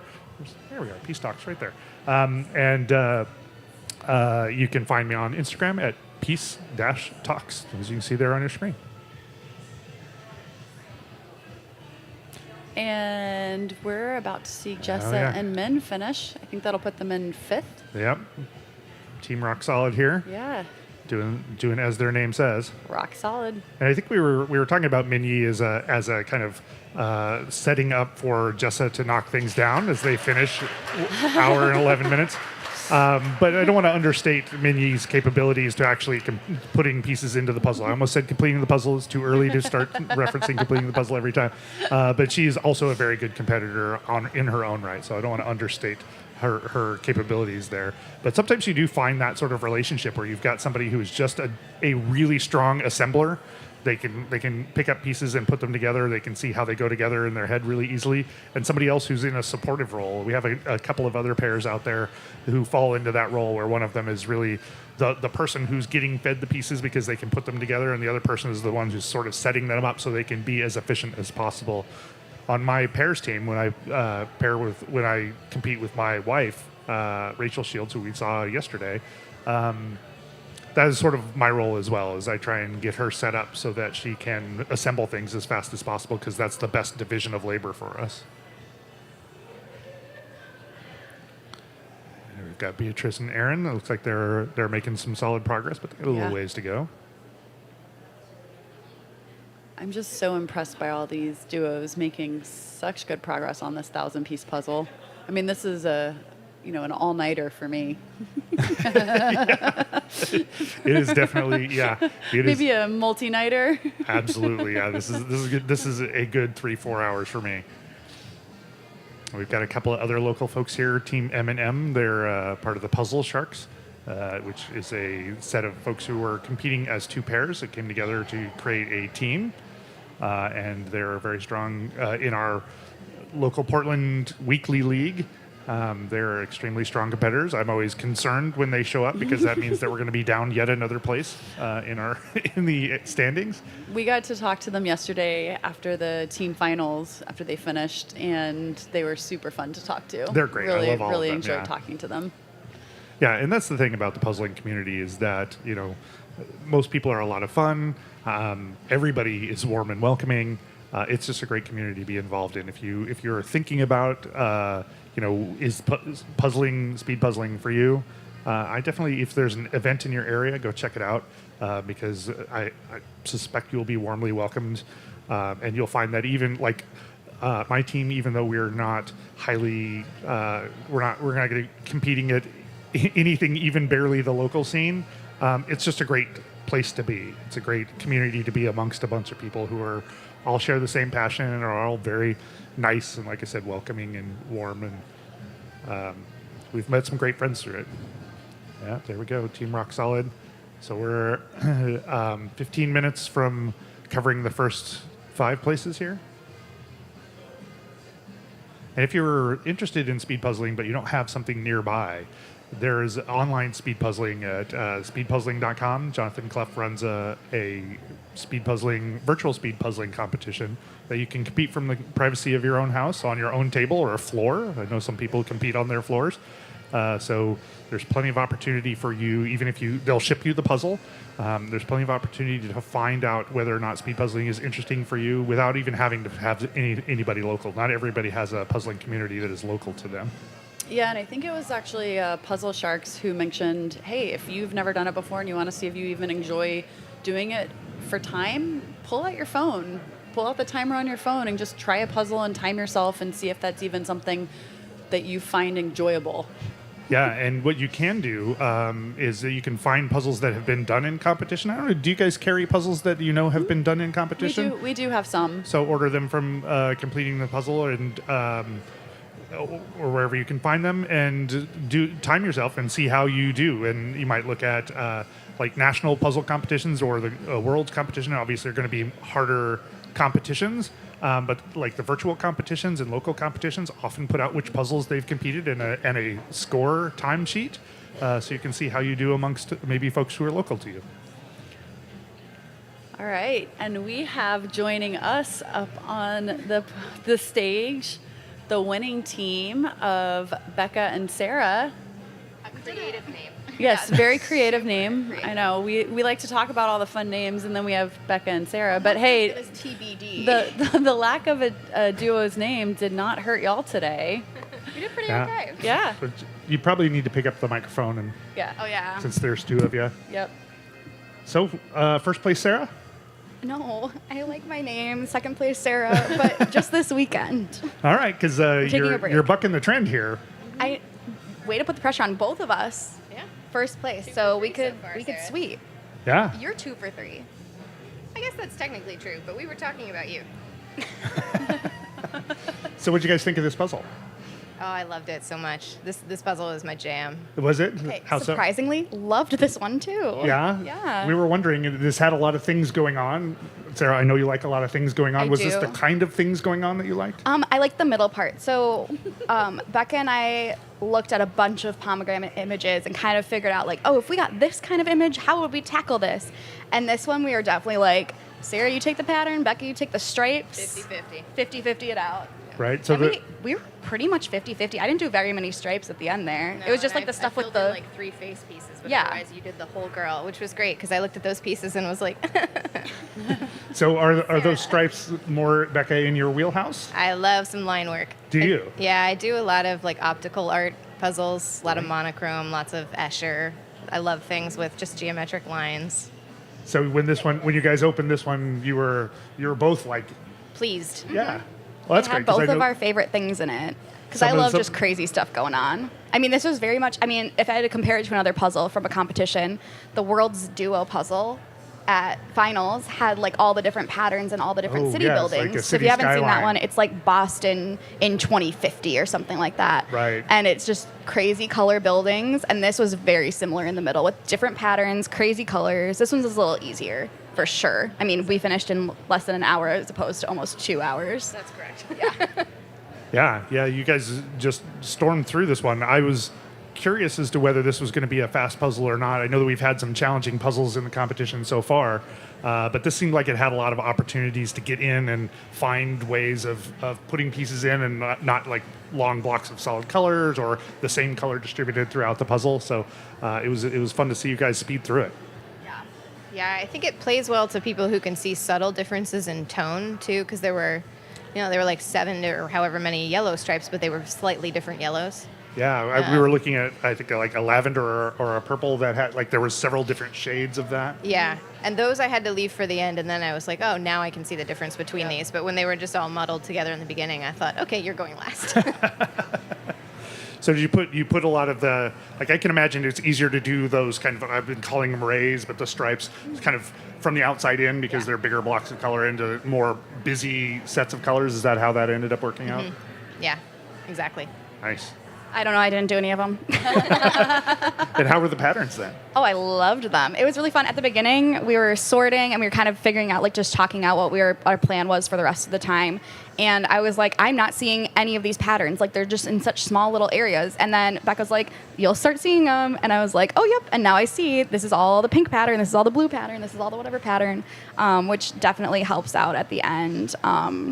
Trying to figure out where the patterns go. And I sorted a lot before I started. You did. That's unusual for you. I was going to say, are you a sorter? It's a new thing. Just like Kristen now puzzles with 2 hands, I now sort. There's room for growth for even the people at the very top end of the sport. We're going to call it a sport. Have you seen that? I'm going to hold you to that. He just called it a sport. Well, It is a sport. Yes. the one thing that defines a sport for me is that you need some kind of garment, Right. specialized garment. Oh, we definitely. I was wearing that shirt yesterday. We could have matched today. I have lots of attire. It's Yeah, true. I think it's they're true. really critical to your success, so it's a sport. All right. I feel like almost the recovery items I need is more important because, like, I forgot the first things I always pack in my suitcase. If you've ever heard me get interviewed, the first 2 things that go in my suitcase for a puzzle competition: Tums and my back roller. And guess what didn't go in my suitcase this time? Tums and my back roller. Oh, no. Which I'm really missing the back roller right now. And I have bet. like just a really specific tiny circle one, and it just does my spine. It's perfect. Oh, you had a solid day of puzzling yesterday. I know, my poor back. And you still have, both of you have the individual finals coming up. Yep. Yeah. We'll see how that we'll goes. figure it out. Yeah. How are y'all feeling going into that? Scared. The Scared? puzzles have been so difficult. Oh, that's true. Yeah. So, I mean, compared to like, they're very hard, honestly, for me. They've all been none of my strengths except for this one. So, hopefully, like a slightly busy, patterny puzzle, but we already got that this round. So, landscape it is. Can't wait.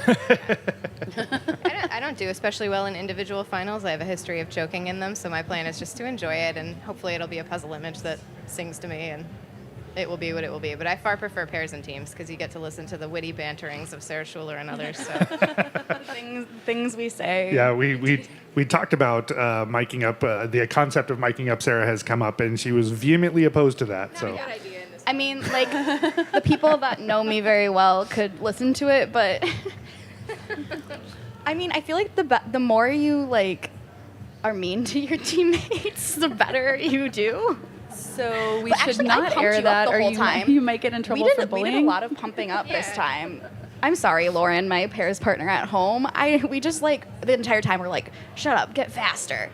You're so bad. I'm gonna go away. Like, do this better. Yeah, and we were like, yes, we got this. It was kind of fun. Yeah, it was very nice. my wife and I do the same sort of thing where we have, like, we're the most aggressive with each other when we got a puzzle between us, and the rest of our team has to, like, hear it get, like, but afterwards we're like, oh, you did great, we love you. But we have this thing that we say, we started saying, is at some point one of us will just yell, go faster. Yeah. And so as we were doing the duos prelim yesterday, from far off in the corner, I hear, go faster. I do think, though, for some people, that more aggressive energy works really well. And then for others, they need the positive reinforcement. So it's just according to whatever works for you, right? Yeah, I feel like I've grown up like in a like you make fun of each other a little bit, and that means you love them more kind of situation. Thanks, Dad. So like that's just it's so fun. Like so I think that's where mine comes from when I'm puzzling. I'm like, you stink, but really like you're actually super duper good, and it's more like sarcastic than anything. Yeah. This was the first time I've ever gotten to race with Sarah, and so it was new to me. Like I had a sense going in of what to expect, but I was just like, I could roll with this. This is great. I'm gonna throw it right back at you. Yeah. Oh, and it's just nice. fun. It's a good. I don't know.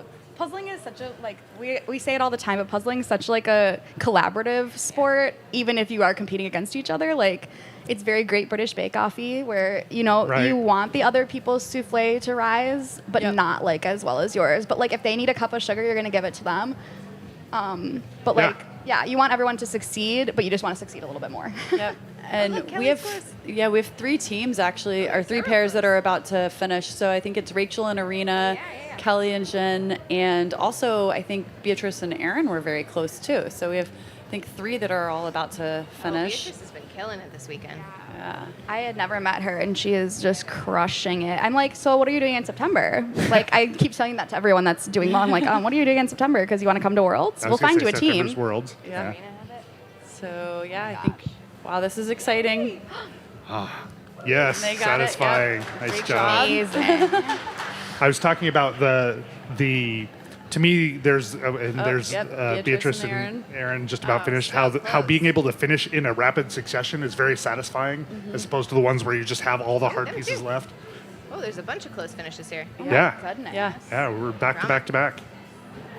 There we go. Great job. Representing the local Portland League. And the other half of their team's out there competing as well. Yep. And I think we're gonna see So exciting. Kelly and Jen right behind them. Wow, 3 all right in a row. So fun. I know, there's so many angles. This is great. I know. This is definitely the best place to watch from. Yeah, it is really great. The team here, the AV team, has really set us up really well. I've said all weekend that they're doing an amazing job. They've set us up with a great ability to watch things. They make everything happen. It's really been great to work with them. Arena and Rachel are definitely ones to watch. They're from the Bay Area too, so I've met them, and they're on the newer side to speed puzzling and just quickly rising in the ranks. I met them in nationals, and They're I was awesome. surprised. I think I was seated near them, and I was like, wait. I looked up, and I'm like, oh, okay. So these people are Arena came in actually for first real. in her Yes, individual she prelim. did, yeah. she's And rocking it. I don't know if you have all the leaderboard stats and everything, but I don't know how she compared in her heat compared to the winners of the other individual heats. Oh, I can tell you. I know. Rob is my stat man. It's so fun. The stats. So coming up in the individuals, the though, math. according to I think y'all can speak to the puzzle that you get really does make such a difference. Yeah. But I think she could be a strong contender in the individuals too, Yeah. depending on the puzzle that y'all get. I mean, the individual final is anyone's game, really. Yeah. But there are a lot of strong puzzlers here. Yeah, although to be fair, I was thinking that the pairs would be tighter than it actually was because it was fairly spread I'll out. just brush that off for you. But yeah, Irina was first in her heat, and I was looking at what is the average completion time for each of the heats to get a sense of like which ones are harder, and seeing how people were comparing to the average time. And she did really well compared to the average in her heat. So she not only finished first, but she finished strong compared to the rest of the competition in her heat. So do you have a sense then of which of the 3 prelim individual puzzles was the hardest? Yes. Yeah, I do. Second? So it was the first First. puzzle was the hardest First one, was the but the hardest, second okay. one was really close. Yeah. And then the third one was I think the first one took on average about 45 minutes, then the second one took about 43, and then the next one took 39. Yeah, that one was a lot easier. Yeah. I mean, it wasn't easy. And Like now- I can, I Right, freaking- and it's the luck of the draw, right? That's what happens Yeah. when you're in prelims is that various heats Yeah. get different things. It's hard to control for the same puzzle difficulty. like I can frequently do a 300 piece puzzle in 25 minutes, and that one I think was like, what was it, 27 or 8? So it was definitely harder than the average, but still much easier than the other 2. I was so glad. We're looking at Peace Droppers here, Soren and Justin. Peace Droppers. Yep. Yep. The names are so fun. I haven't heard that See, one y'all could before. have come up with a fun name. We could have. I thought about going with initials, but then it would have been BS, and that didn't feel like the way to go. It feels 100% That could appropriate. have been fun. Could have been Team BS. Look at them go. Oh, they're about to finish. I love the We're face full of of it. I mean, I feel like all of my nicknames have to do with the Oh, S part of BS. Yeah. Great job. Great job. I love that they just had a big chunk that they were Amazing. like, oh, this goes here now. BS team. We're number 2. So for those of you, we were earlier talking about jigsaw puzzling as a sport, and Sarah and I have had an ongoing dialogue about whether if it was going to be an Olympic sport, whether it be a summer or a winter sport. Don't say anything, Sarah. Let us know If- in the chat. Let us know in the chat. Because I will go back and read this when Yes, it goes up. I and will suspect Sarah is tally right, it but up. is if it was to be in the Olympics, is it in the inside during the cold, or is it inside during the hot? What's the right time of year for which is the right Olympics for the competition to be held? And you know the right answer. Yeah. Do you? Although I prefer I may the other one. I think some people may have differing opinions according to where you currently live in the country. All right, You may Elena, have you're differing opinions. unspoiled by this conversation. What do you think? So I actually think it would be a summer sport. A summer And sport. so I can give y'all a little bit of, so running a business with members all across the country, we actually see people puzzle more based on where they live. So Oh, people who interesting. live in colder. I love the data you have. Whoa. So people who live in the north tend to puzzle more when it's cold outside and they stay inside. People who live in the south tend to puzzle more in the summer when it's too hot to go outside and do anything. There you go. So I think actually a lot of it depends on where you live and how you like to puzzle. My argument for winter, overall, even though I'm in the north, like winter for sure, but also like at Christmas time or holidays in general, like you're all with family, and every family, I feel like even if you're not a puzzle family, you throw a puzzle on that table at the holidays. It is a But winter, also if you holiday go to a tradition. lake house, you throw a puzzle on the table. Oh, coming back with the counter examples. I think this is a very fun, this has turned into, that's a good point. Because like at the cabin in the summer, if it's raining, what do? You pull out your Springbok from That's right. We used- 1962 and you work on, well, I don't know, were they around that? So Yeah, I I will think so. give an exact example. So recently, I grew up in Houston. I still have a lot of friends in Houston, and unfortunately, many of them lost power for over a week recently after the hurricane that hit there. And one of the only things that they could do with their family was puzzle because they don't need power or electricity to puzzle. Yeah, we So- lost power the other day, and what did we do? We busted out a puzzle. Yep. I have a new renewable energy source. How can we make it that if I do a puzzle, it can like power my house? Powered by Sarah. Powered by puzzling. Like, you know, and like people do like the little biking I was and gonna it say like you have to do a puzzle while you're bicycling. One of those little tables. how do I do no physical activity? Oh, we're seeing a lot of close start and finishes finish. right here. No piece Look at left this. behind. Yeah. Oh, Well, I think Oh. we had a The little Queens of Pieces, the local team, also finishing. Those two That's that mother-daughter start during duo my finishing husband's right there, yeah. Rose Robbins, 19-year-old Portland I competitor. was talking about a different one. Yeah, I think. That's one of those teams where Leah, the mom, is definitely the feeder of Rose, where you have a person who's like they sorts, they make piles of things, and the other person assembles and makes everything come together. They're so excited. I think there was a little bit of concern at the beginning, Rob, that we weren't going to see very many pairs finish. But That was we're me. seeing I a was lot concerned, of them finish. yeah, look, yeah. paired pieces right here. Again, continuing my streak of being Finishing. wrong. I'm glad. I think it's best in puzzle competitions for the vast majority of people to finish. Like Yeah. you want to get a puzzle that people are going to go home feeling good about Do you- having been able to complete. Do you find that as a kind of more elite competitor that puzzles that are accessible for more people completing are less interesting, or are they just as fun? Like you guys busted out a puzzle yesterday in 8 minutes. Yeah, that one was, yeah. No, not necessarily, because I think you can still have puzzles that have elements that are conducive to going fast in a speed puzzle without being stereotypical imagery. So, like, So- there was not a single, like, cabin by a lake puzzle at nationals, for instance, but many of those puzzles were very accessible and everyone in the room finished. Right. So I think it's doable. Nothing wrong with puzzling cabins on lakes. It's just that I've done about 800 of them, and I imagine those of you watching have also. Okay.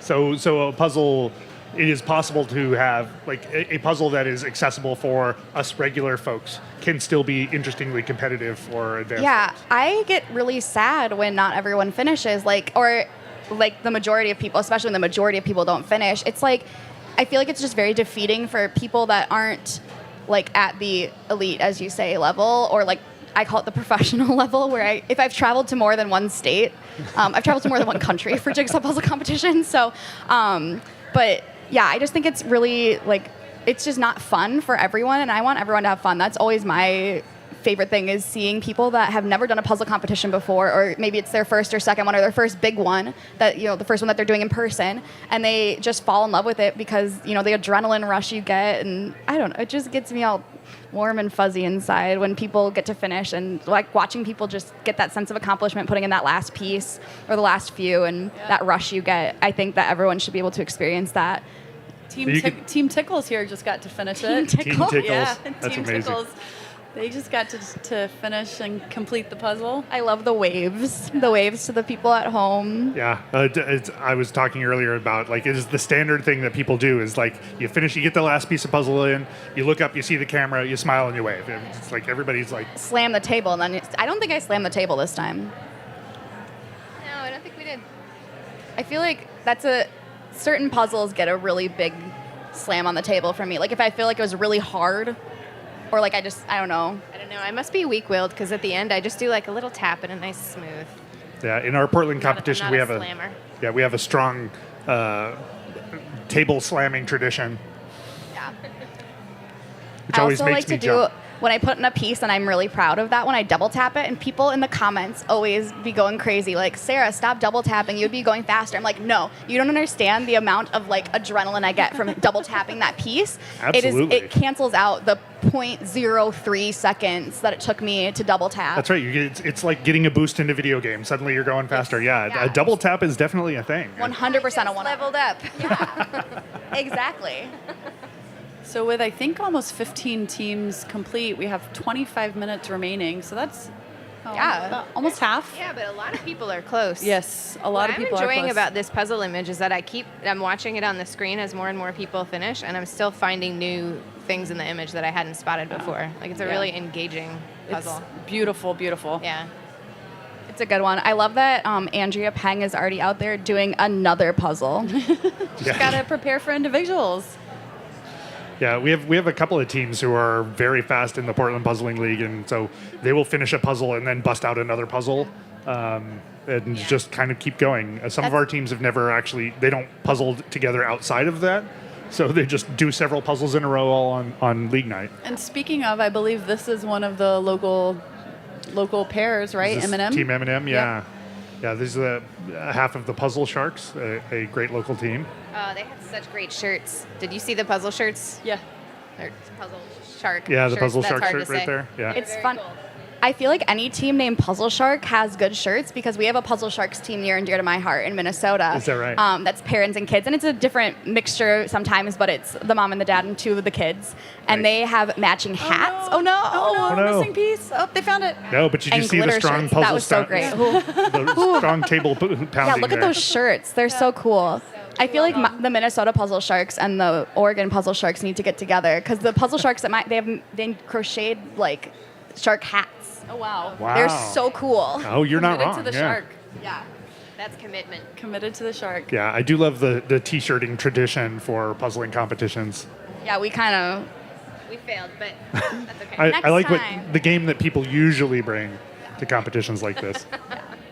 Got the speech language puzzologists. Oh Yeah. That's hilarious. Yeah, that's another team that is it's a local team, and they're actually quite competitive as a team. I'm not familiar with them as much as pairs, but they come in, and I think later they are the speech language puzzologists with Claire. Yes. Yes. And they're strong contenders on the local scene as well. Yep.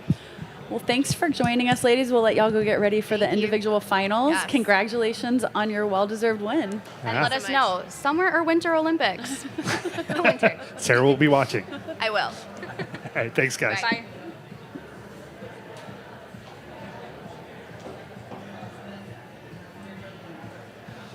I'm looking here. Yeah, and there you got Twin Sanity again. The surprise. I don't want to say dark horse because they just sort of appeared on the scene, which Yeah, is and I great. think we're going to get to talk to them and Oh, that'd be maybe great. learn a little bit more. Oh yeah, they're hanging out right there. Yeah. There's a transition I didn't even know I was making. Look at that. I am expert at this. Yeah. Hey guys. Hello, hello. Hello. So you'll want to take it off and just talk right into it where you can hear yourself on the speakers. Okay. Hello. Thanks for joining us. Would you like to introduce yourselves? Yeah, I'm Rebecca Streitz, I'm Jessica Streitz. and we're Twin Sanity. Nice. Well, congratulations. Well done.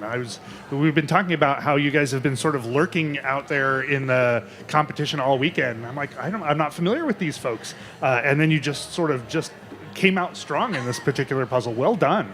Thank you. This was our first in-person competition, which is why no one knows who we are. But this was definitely the kind of puzzle that we like to do. Like, this was right up our alley. We were able to just kind of nail it in. In So, what way does it speak to you guys?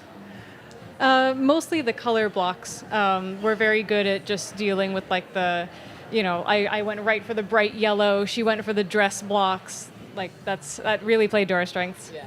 And so both the color blocking and the patterns are in your area. And does one of you specialize, or is they both just your personal sweet spots? I think we're both pretty good at that. Jesse's much better at gradients. I can do solid colors all day. Yeah. Jesse can do the skies. Well, what a great combination, though, right? It worked out.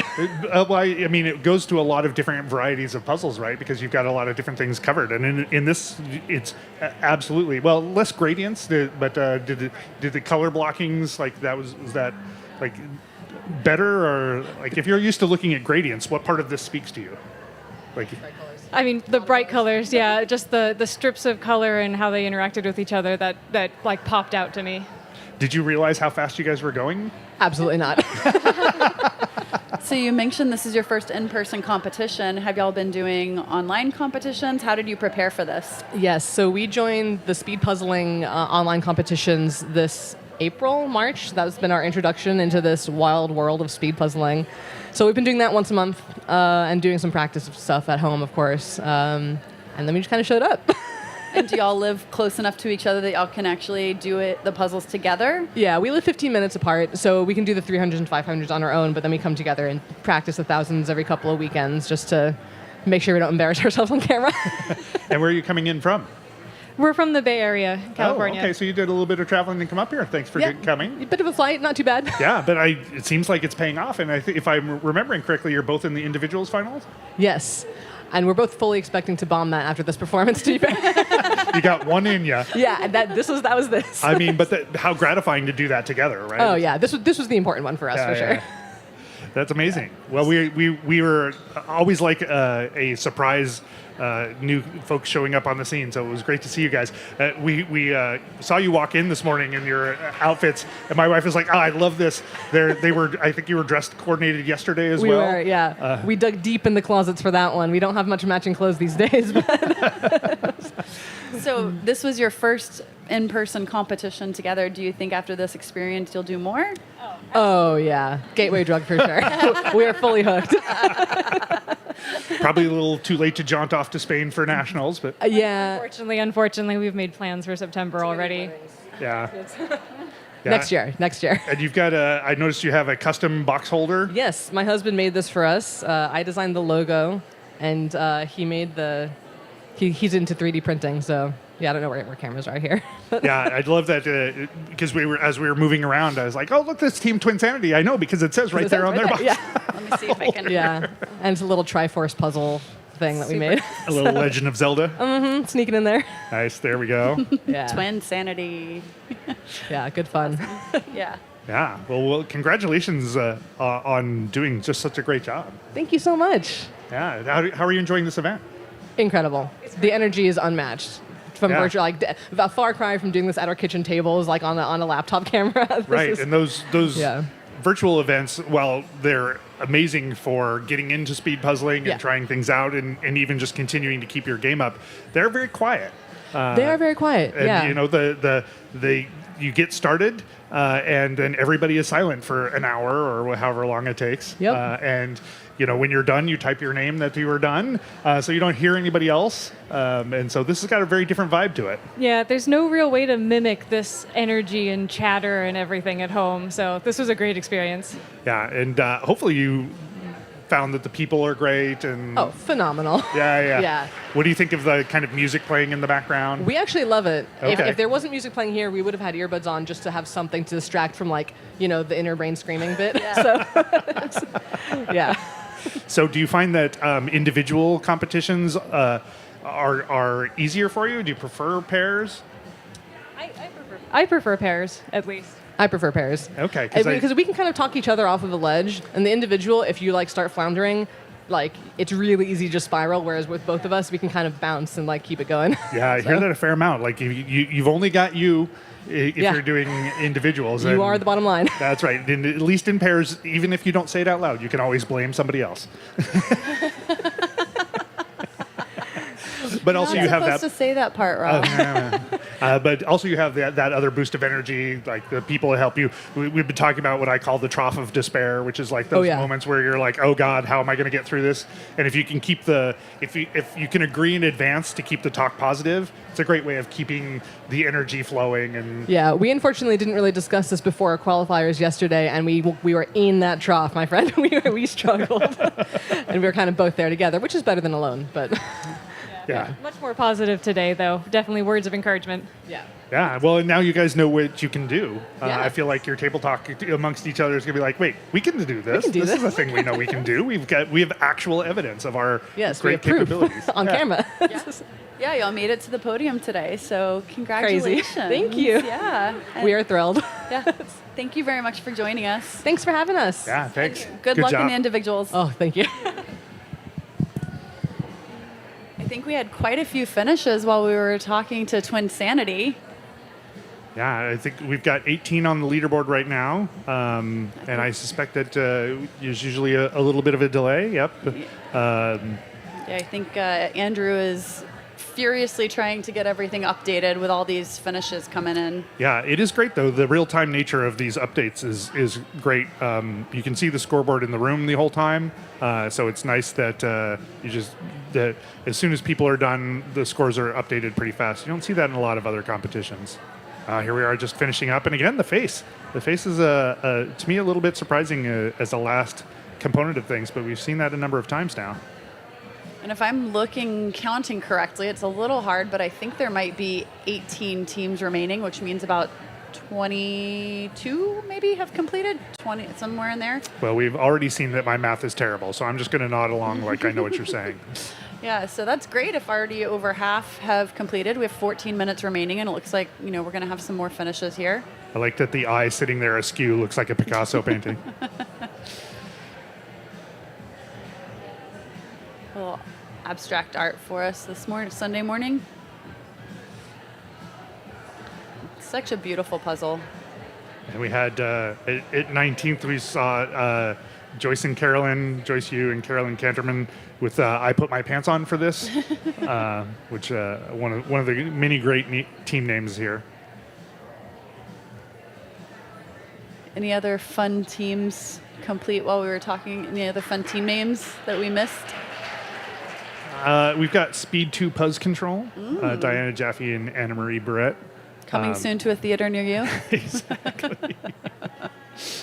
While I am a huge fan of having pun-based names, I also like people whose names are just like unrelated to jigsaw puzzling at all. Like your rock solids of the world, if you will. Looks like Mitchell Machine is going to be able to finish. I'm glad to see the Queens of Pieces, one of the, like I was talking about before, the mother-daughter team, top 10 finish. Good for them. Yeah, that's great. Yeah, so we have a couple of Portland local teams in the top 10, which is great to see. Yeah, there we go. Yeah, and that Twin Sanity that we just spoke with, It's great to see them first in-person competition coming in third in this duo finals here today, up against some really, really strong, national and world ranked competitors. Yeah. I mean, Yeah. I think they're going to be ones to watch in the coming years. They've certainly made a statement. Yeah. And we're back with the Mitchell machine. As you see, Mitchell the younger has shed his outer shirt, so he's serious. Sporting the Portland Jigsaw Master swag. It's good to see. Love that design. Again, thanks to the Pomegranate design team for putting together that logo and everything for the Portland Jigsaw Masters. I've seen that logo for a while now, and it only occurred to me yesterday that it is a smiling face right there in the middle of it. Isn't it so cute? It the is little cute. smiley face, because Yeah. puzzling just makes you happy. I love logos and things like that, the more you look at them, the more there is to find. Much like Yeah. we were talking about earlier, there is in this puzzle. Living on the edge pieces, watched them yesterday. Congratulations. Couldn't get the song out of my head. I won't make you sing it yet. Nobody on this one. If you want to lose all of our remaining viewers, then yes, I will start singing. There's the other half of the puzzle sharks. Bonsai. Team looks like- Bonsai. yeah, they will complete the puzzle as well. JD on the left, and you can see he's doing the peg leg stance, and Davey on the right. I believe this is named after JD's dog. Aww, I believe I his love dog's that. name is Bonsai.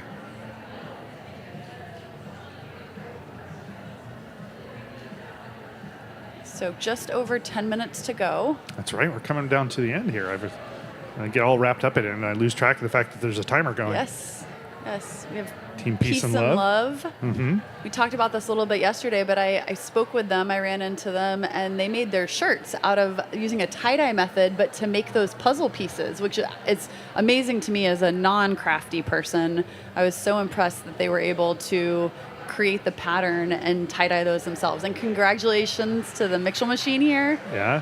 finishing. I'm just going to guess is probably our youngest competitor there. Yeah, I wonder how old, I believe his name is Joel. Let me see, make sure I get that right.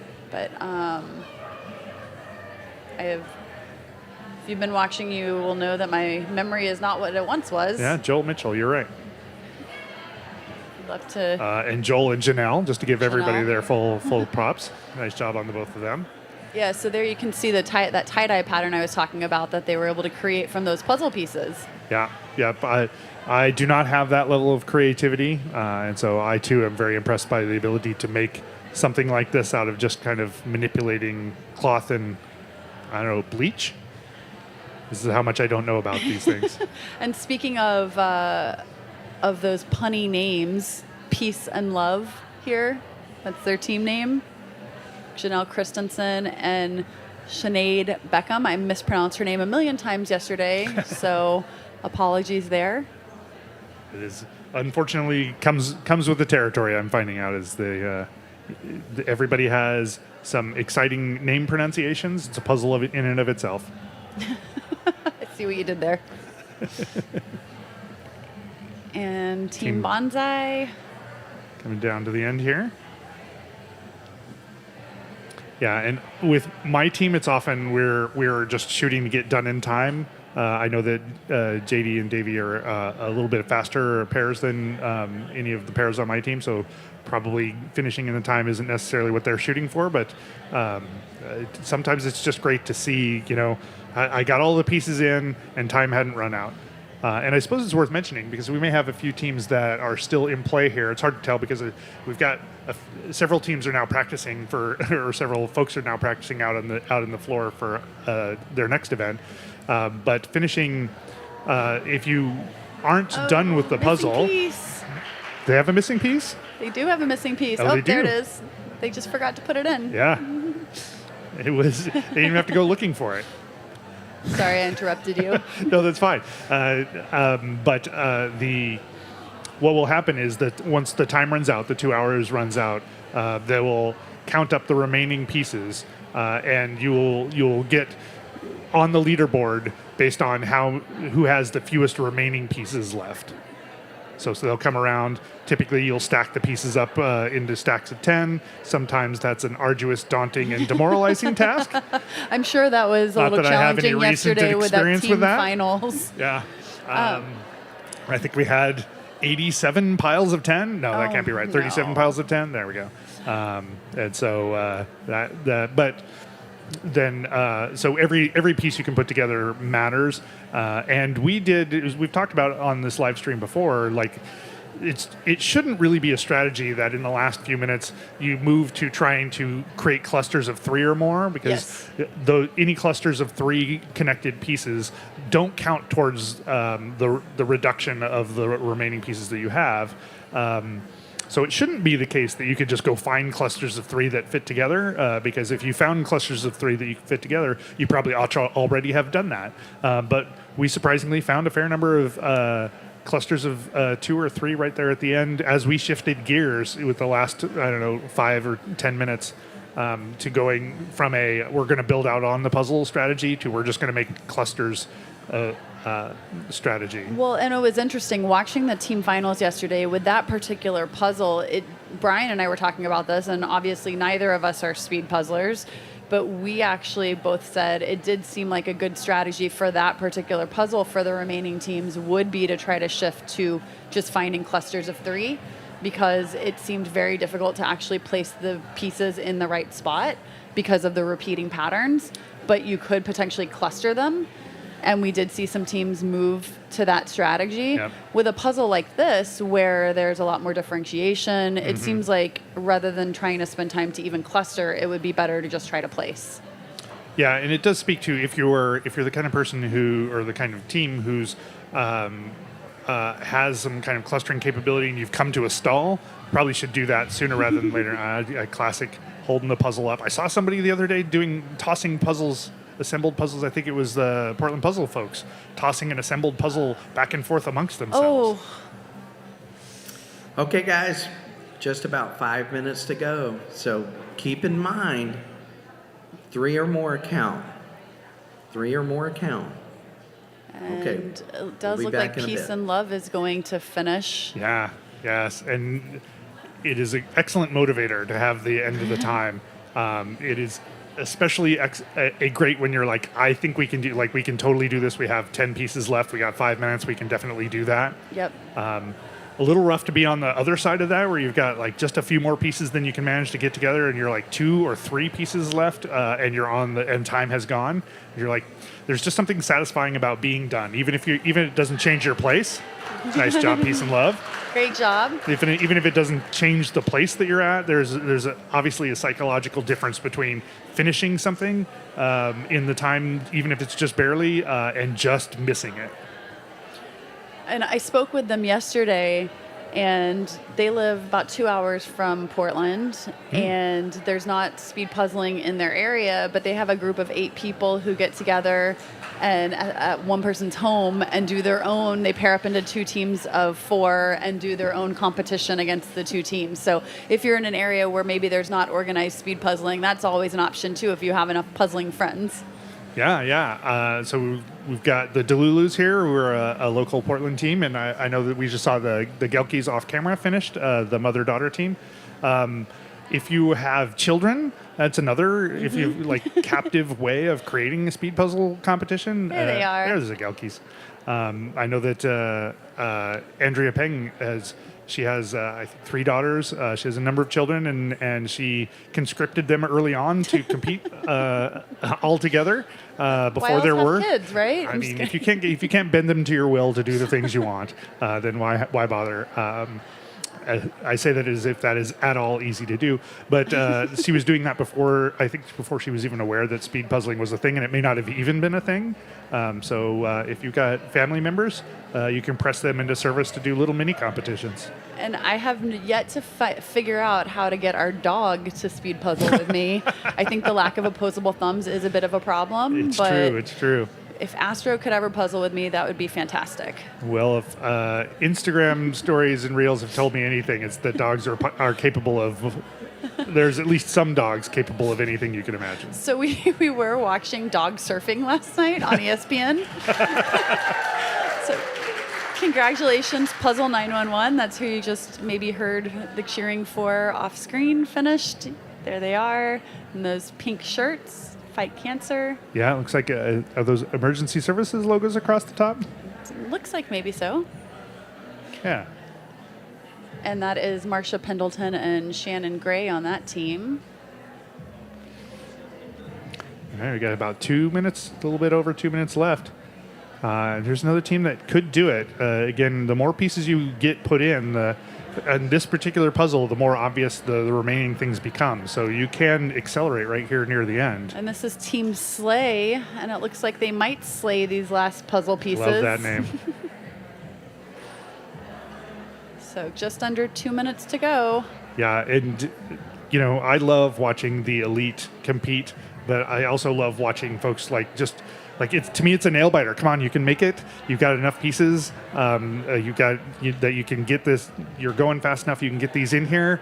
You can make it across the line. I'm fully engaged in just these folks getting these pieces done.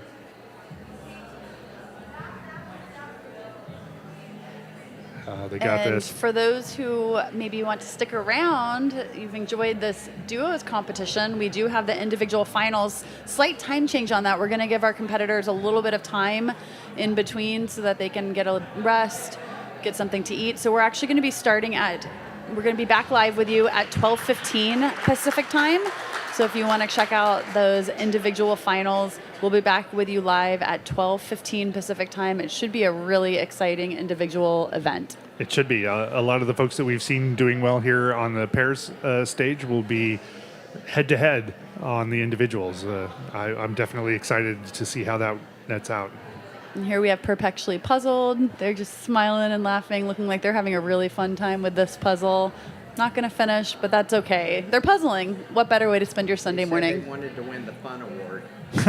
They did. The Pun Award? The fun award. Oh, the Fun Award. Yeah, they're doing a great job of it. Have the most fun. And there's the Puzzle Republic. Yeah, I feel like they were doing a pretty great job earlier. Okay, but guys, we're counting down here. 5, 4, 3, 2, 1. That's it. All right. Nice. Fantastic. Good job, everybody. Congratulations to all the competitors. Well done. Yeah. All right. And this is a look at your final rankings. So we have Sarah and Becca at the top of All right, that we're going to come by and leaderboard, count. followed by the Reuters sisters and Twin Sanity. So really great job on this duo finals here at the Portland Jigsaw Masters. And we will be back here at 12:15 Pacific time, bringing you the individual finals. Thanks so much, Rob. This has been so much fun. I can't wait to do one last live stream with you. Yeah. Again, I'm Elenia Cater, and this is Rob Shields, and I'm having a blast. This is a great competition. It's a great atmosphere with a great co-host. Look forward to seeing you guys back for the individuals finals that caps everything off. See you soon.